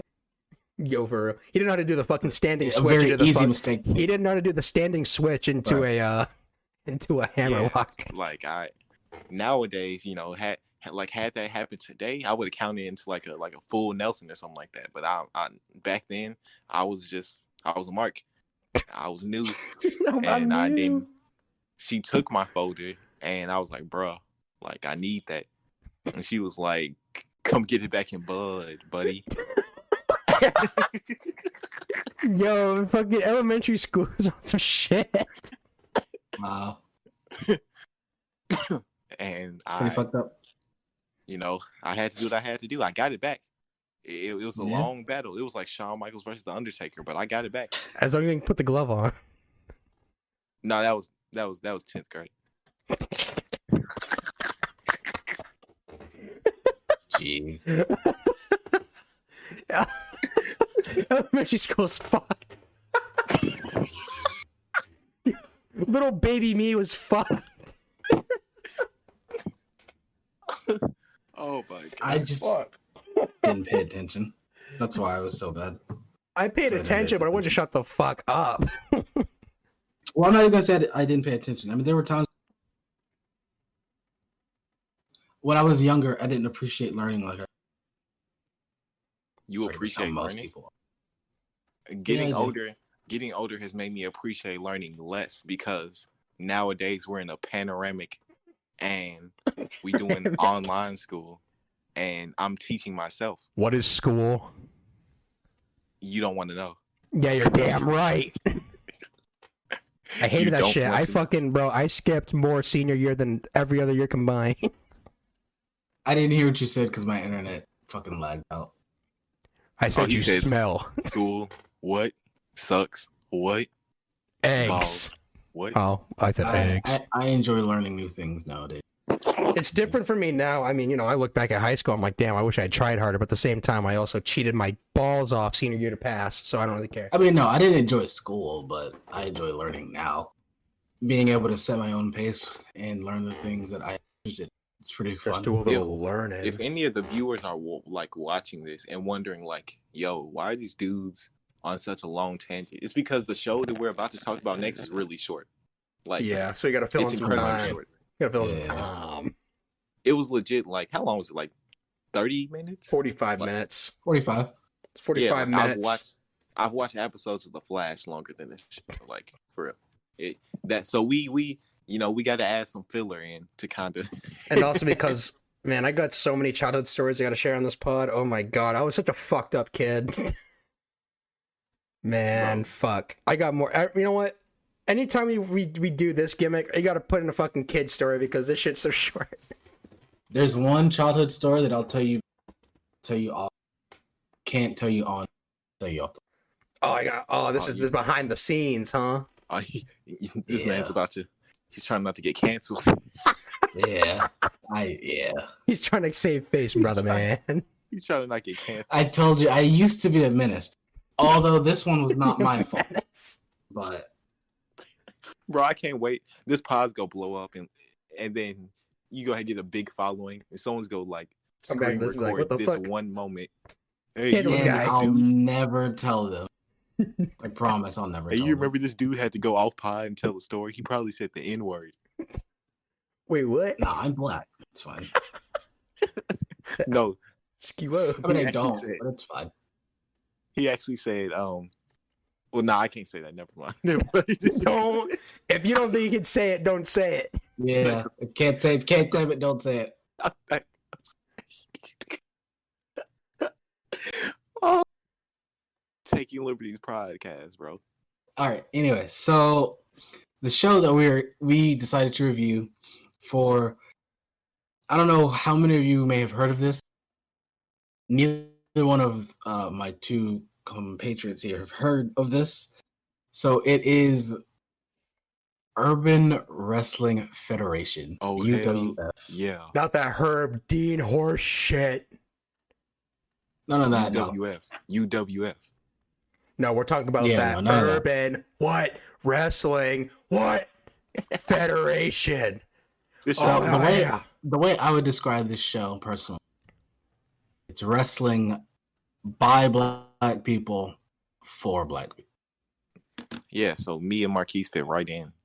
Andrew, you watch Hey, it from outside, brother. I was perfectly represented on this show. There was an Italian on the show. As an There was- extremely there was- Italian male, there was another much There more was- Italian male than myself.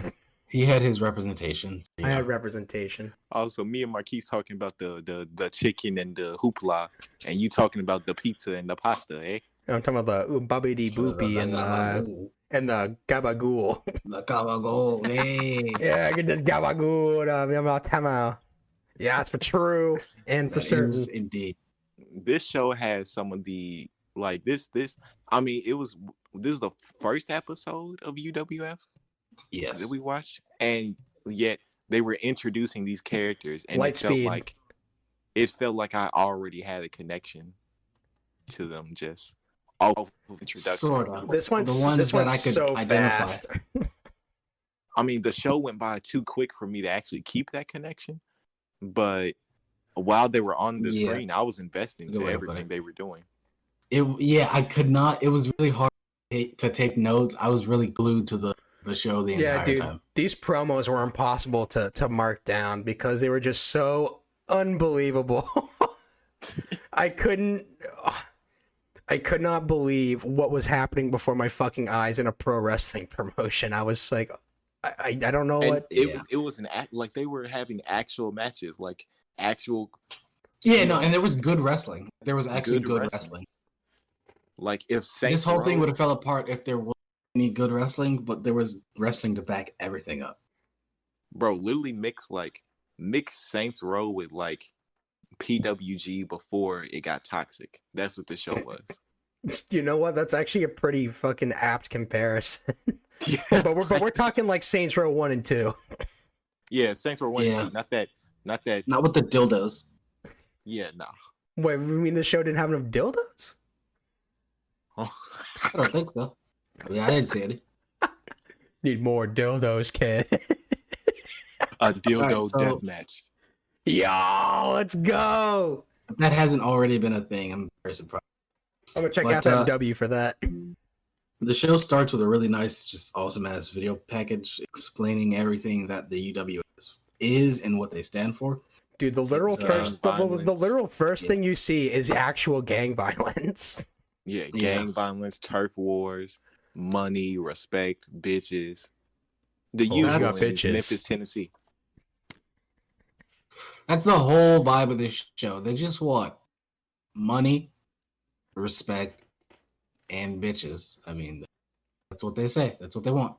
You know, they did not want any classy, dignified women. No ladies. They wanted bitches. Yeah, and obviously wanted the championship needs floozies. more money, so they have to get championship. Yeah, more Makes championships sense. and more money. Classic pro wrestling. Yeah. You don't you know exactly. you gotta go to the pay window, kid. So we got a guy named Billy Blue who cuts a Billy Blue. promo, and Billy Blue says he's here for the. He's here So- for the bread. Billy Blue then comes and tries to shake down a dude that owes him money. Did I say who the dude was?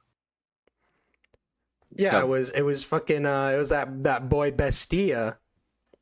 Oh yeah, He was like, "Where the Bestia. Yeah, fuck is that's- my yeah. money, you little bitch?" Yeah, so he shakes down Bestia, and then they show to Big Block. They pan next to Big Block, who is talking to Rashi Brown, and they're talking about holding down their turf and just taking over others, as you do. Then they cut to fucking this dude Buck Child on the phone. We're not making these names up, by the way. These are their real names. ass names. Yeah, these are actual names. Yeah, Buck Child spelled With a Buck, Y. CHYLD. Yeah, they got Buck Child on the phone in like a hallway here, and Raish Brown comes through, intentionally bumps into Rashi Brown. Look, brother, call whatever you want. He intentionally bumps into him just because he wanted a reason to fuck this guy up. Yeah, just so he could kick his ass. He slams his head into the fucking wall and then knees him like shoot style in the face for no reason. He's wanted to. Gang violence, dog. For true. So then they cut again to Bestia in a locker room going through another wrestler whose name is Facades. Shit, I assume he was trying to rob him for some money or something. Trying to get some cashola so he can pay off that debt he owes to Billy Blue, the man with the 50K chain. And fucking he catches him, and they literally just chase each other all the way out to the ring before the match starts. Yeah. Then they pan to the commentators: Sean Creedle, a black guy; Robbie Moreno, the Italian sentiment; Baba Booey, baby; Julius Smokes, another black. Ring announcer Larry Legend, dripped up in his 2011 drip. Also black. 2011 drip. Tracksuit. Oh my god. Yeah, the Adidas tracksuit with the jeans, the skinny jeans, and I don't know what shoes he had on. I wasn't paying that much attention. You look crazy though. Like I said, the 2011 drip. 2011 drip was a very strange time, but he was fresh. He was dripping. Not gonna lie. True. So Larry Legend, he announces that Facade. Well, he tries to announce really, but Facade and Bestia come out brawling, and Facade is just. This dude is clean as fuck as far as his wrestling. We also forgot to describe the venue. So you remember how we said? Remember how we said? How we said this was by black people for black people? Y'all remember that, right?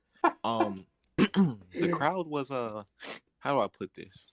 The crowd Caucasian. was white, and yeah. They were in New York. They were in Hammerstein Ballroom. Yeah, they were in Hammerstein. They had all about 200 people in the gimmick, and there was like maybe, bro, was there anyone who wasn't white in that crowd? I don't think so. I don't remember seeing any. Like, I don't remember. All I remember is just a bunch of confused looking white people sitting there in the ballroom vibing. Vibing. I don't know if they were vibing. They might have been a little bit fucking stressed. I think they just wanted to see some wrestling. I don't think they care about anything else.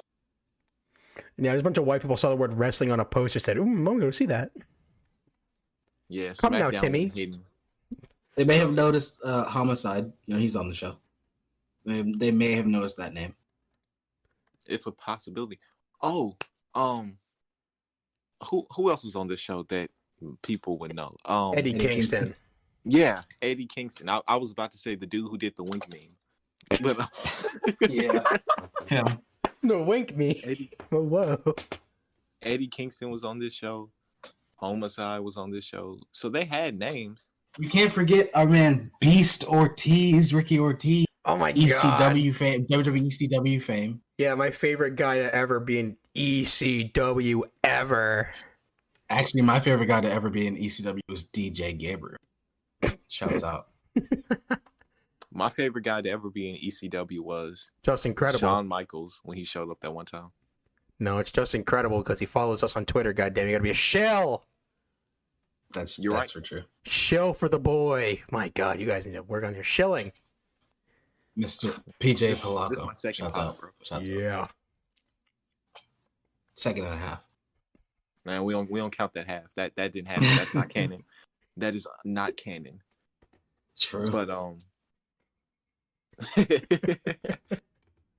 so I forgot who are we talking about? Oh yeah, the Facade ballroom. comes out. Oh yeah, the ballroom. Yeah. So Bunch of it's bunch of just white a people. of confused looking white People much whiter than even I. Yeah. But it's okay because they were kind of interacting with the show. Sorta. Like as the next. Sorta. Yeah. They were sort of feeling it. The promos were completely Yeah. lost on them entirely. Absolutely. Like They had no idea what was the going on. in-ring talking meant absolutely nothing to anyone in that room. It's too black for him. At least they tried.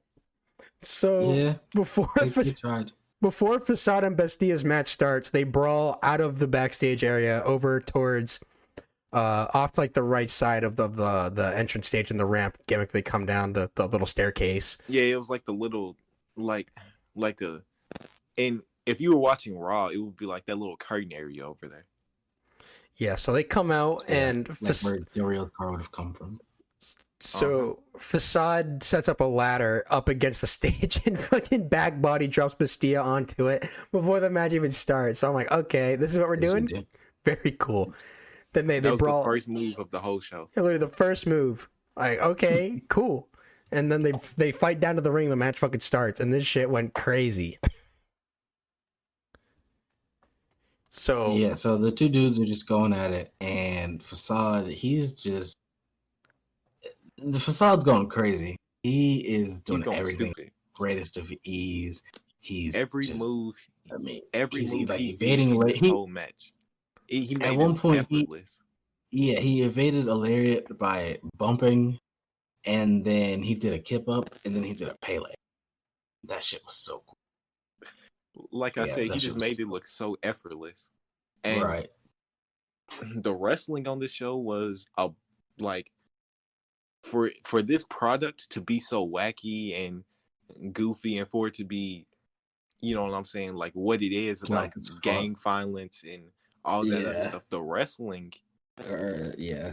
They perceive black as fuck, yeah. the wrestling, It's pretty- itself, It's solid for sure. Nothing disappointed really. So they announced that this is a qualifier match for a title tournament, and Facade, like at one point he does a rope walk and does a drop kick onto Bestia. He does a springboard leg drop hung while the Bestia is hung over the rope, just effortlessly, as Steve said. He does an Arabian press, just does it. just does it. Just does it. Yeah, Yeah. just does it. They want So at nothing. one point, Facade, he tries to walk through, but he leg scissors, or he puts Bestia in a head scissors, and it's weird. I don't know if they're going to do a Frankensteiner or Rana or what happened. Bestia was outside, and they tumble inside the ring, and they just do it again, and Bestia then stuffs Facade with a powerbomb through a table. My God, to the fucking floor. To the floor, and he pins his ass. Oh my God. And that was the match. It was a really good match, honestly. if that was how we were starting the show off, like I was like, okay, I can get with this. I'll start off like this. It started off with first the show started off with a promo and then a segment of two dudes shaking someone down. And then we go into a good fast-paced match that ends with a power bomb through a table. So yeah, I was having a good time so far. Not gonna lie. Right. So Billy Blue comes out demanding his money from, and then he brings out a couple of guys. The only one of them that were named was Steve Mack. Mack Truck. Steve Mack, Big very motherfucker. large fellow. Yeah, very Large feller. big guy. Yes. Large fella. Did they just Did they beat his ass? Yeah, just beat the shit out of him after Yeah, winning the they match. beat Like, his yeah, ass. good job, fuckhead. Now where's my And money? They dragged him backstage, and then after that, there was a couple of promo packages that just happened so fast I couldn't take notes for. If I'm being honest. Yeah, it was just more UVW stuff, just more talking about money, showing, respect, and more asserting dominance, all the other stuff. So we go backstage to Briscoe telling Grim Reaper. What a fucking name. He tells him that while he was away, that he fucked his Atlanta and his New York bitches. Dude, no. No way. He fucked all those bitches by himself? By him, all of them. Bro, that's a lot of bitches. The Atlanta and the New York ones, bro. That's like at least from two north bitches. to south just to do it. Yeah. At least two bitches. That's crazy. Travel from north to south just to do it. Just to flex on a boy. Oh my god, bro. Just because I wanted to. So next up, BC Killer and Ricky Reyes come out, and Slick Wagner Brown also comes out. Slick Wagner Brown with a Y. Slick, with a Y, by the way. Y. Slick with a Y. Wagner Brown comes out and says they're fucking with Uncle Murder's money. Yeah, get it right. Murder. Yeah, his Uncle Murder. Like a brother. Fucking with his business, and that needs to stop. Murder. No. Not murder. Not Uncle Murder. Uncle Murder. Yeah, there's a difference. Yeah, Uncle Murder. Murder my brother. Not the hard R, A. Uncle Murder. Whoa. So they say they fucking with his business and it needs to stop. So the match just... Is this really a match? Was this even a match? It was a match. I mean, I was more interested in what the fuck was happening on the outside of the ring. Yeah. Because it went to shit real fast. It went to shit so fast. Yeah, so Brown and Wagner, they're just... Brown and Wagner? You mean Brown and Reyes, my man.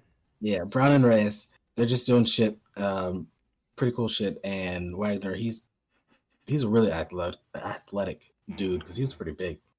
So he was some shit, hit a really clean leg lariat, and then a German suplex. And there was Killer, and another dude, some other guy, some unidentified man. Yeah. Killer and Guy came out and started brawling and headbutting each other, so they split each other open. Oh my god, they were fucking going at it. Yes, that was cool. So there was a slingshot into the bottom of the barricade from Brown into Reyes, to which the commentator said, "Holy shit."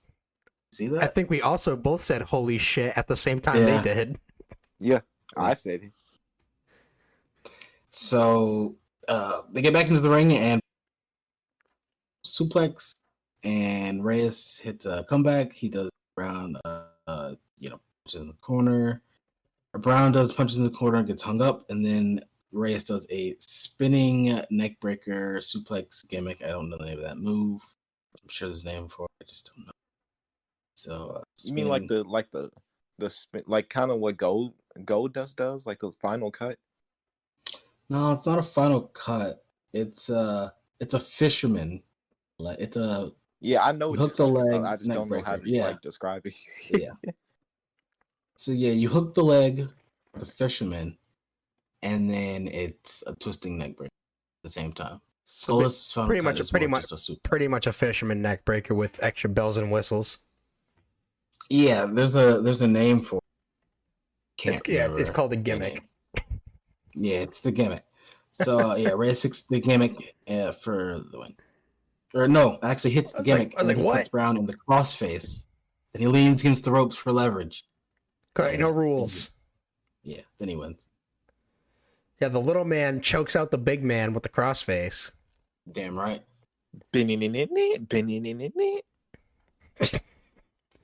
You know, Nah, never. He's banned. literally, no one can fucking use that move. It's fucked. It's like Daniel Bryan's the only one allowed to use that move. You know what's fucked? You know what's really fucked? Hmm. Chris Benoit Jr. That's fucked. What, you mean the fact that he's not allowed to work? No, the fact that his name is. Or just that name. Yeah, he wants that to be his name. That's what's really fucked. Yeah. Try like Pegasus Kid 4 or something. I don't know. Try to like put a hood on That's and everything, don't isn't ever it? disclose your name. How about that? Just Put a hood and on, kid. Don't ever. Let us Just know put who a you really mask on. are. None of this. Yeah, that's what. So after the Princess match, we Pegs. get two absolutely fucking unbelievably funny and good promos. Oh. The first one's a straight up robbery. Yeah, dude just gets robbed because Well, before all that, Bestia says that it sucks that he was jumped by his crew, but he's gonna go and he's gonna try and win the. My note says gimmick, but he says he's gonna try and go win the tag tournament. He's gonna win the what? He's gonna win the tag gimmick, or not the tag gimmick. He's gonna win the title gimmick belt. Bro, we need to fucking readjust you. We need to readjust you too. It's not tough. Brother man, talking about the title gimmick belt. What the? Jesus Christ.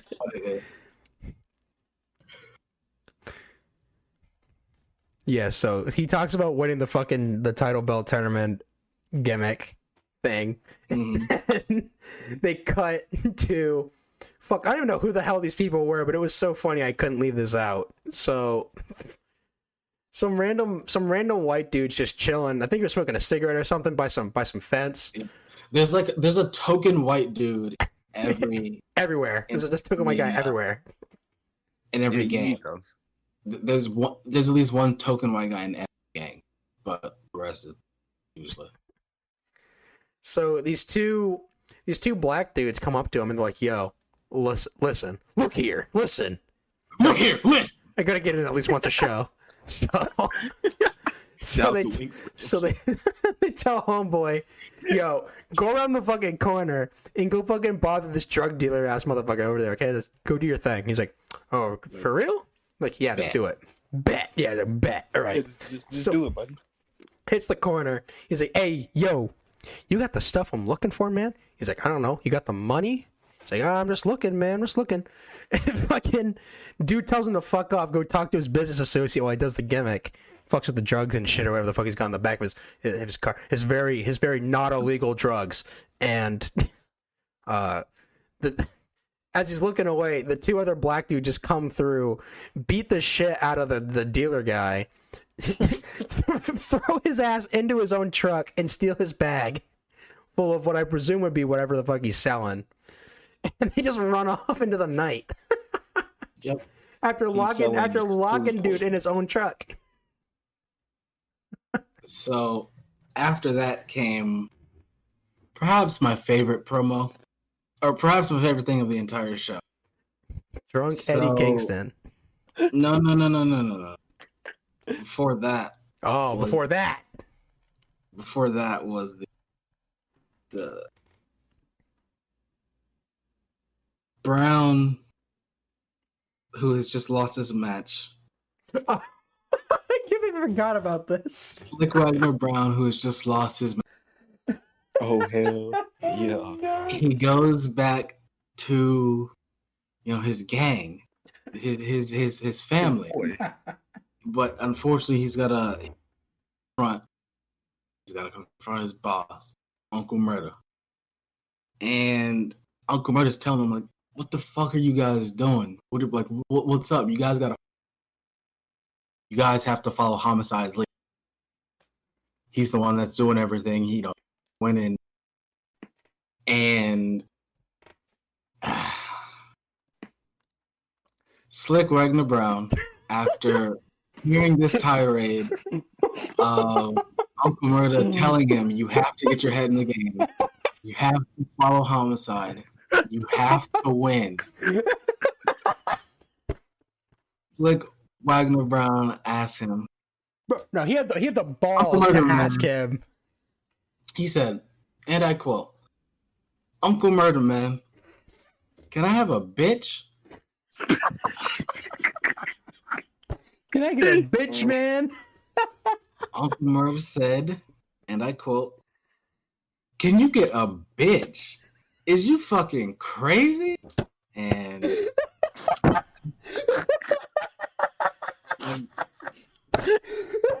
Uncle Murder chewed him out. And that was the segment. That was the segment.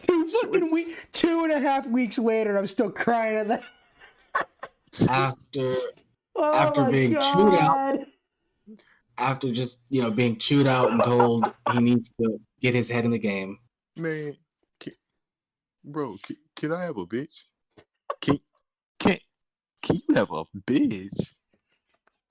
What the fuck is wrong with you? He had the call. That was wild. Oh my god. So after that, we then get to the ending promo segment of the show. And it's Eddie Kingston cutting a promo on Homicide and pretty much everybody else. He's also drunk. And he's also drunk as fuck. So is the cameraman. The cameraman, he keeps trying to take his drink, and he keeps having to tell him, like, get the fuck, go get your own drink, bro. This is mine. What are you doing? And he's cutting this promo saying he's not afraid, he's not scared. He's gonna circle back and he's gonna, take everybody out, take what's his, etc., etc. All the meanwhile, the cameraman is really just getting closer and just grabbing, reaching for this man. He's trying to get this drink as hard as trying to take. Yeah, he's really trying to get the drink. He's really trying. It's almost annoying.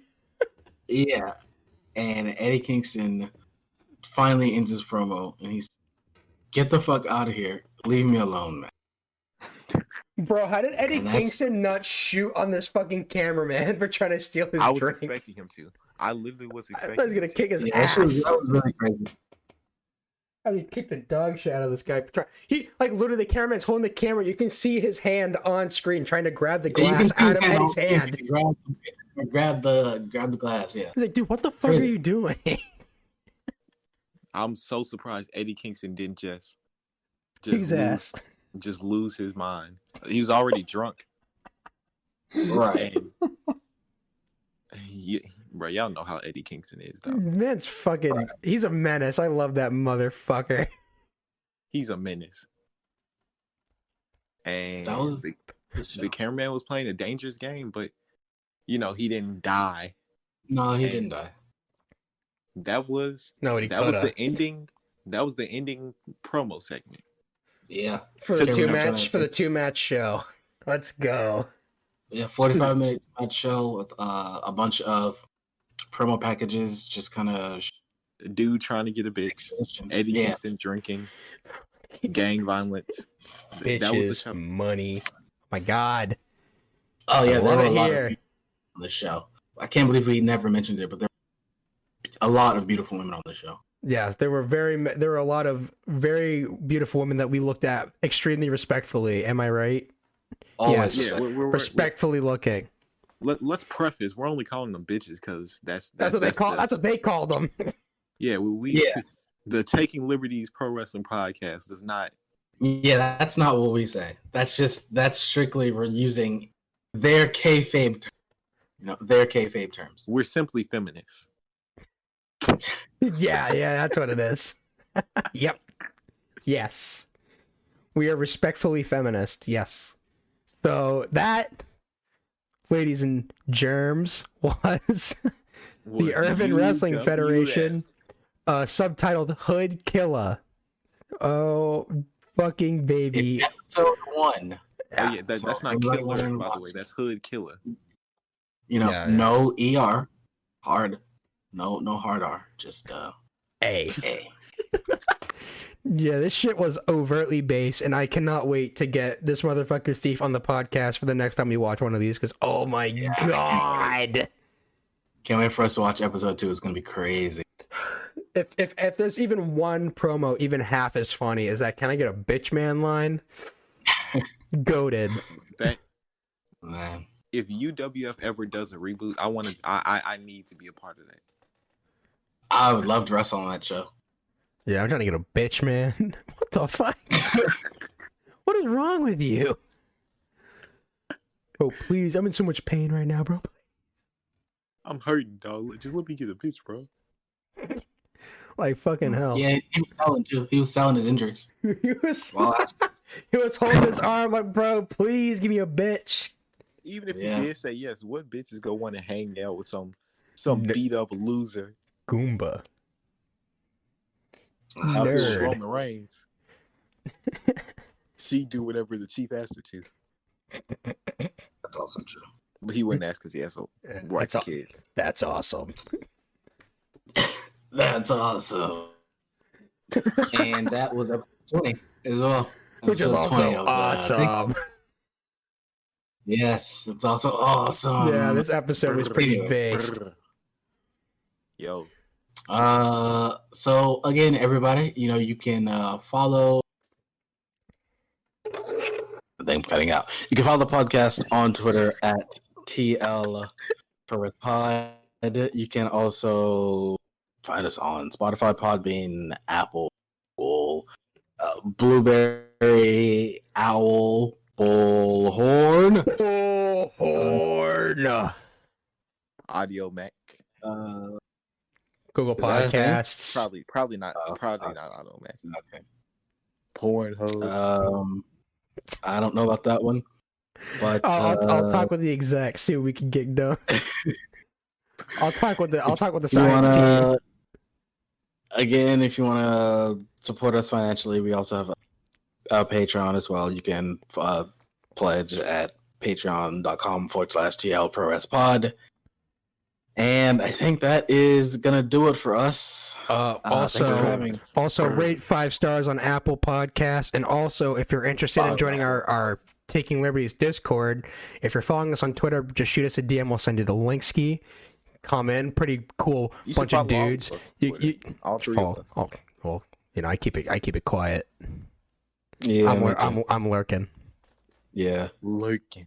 I'm lurking. I just see what you fucking tweet, you motherfucker. Honestly, I only tweet occasionally. Pooh, I see that's my dog. But Pooh, I'm really copyrighted. Anyways, gotta avoid those copyright claims. Him goes crazy.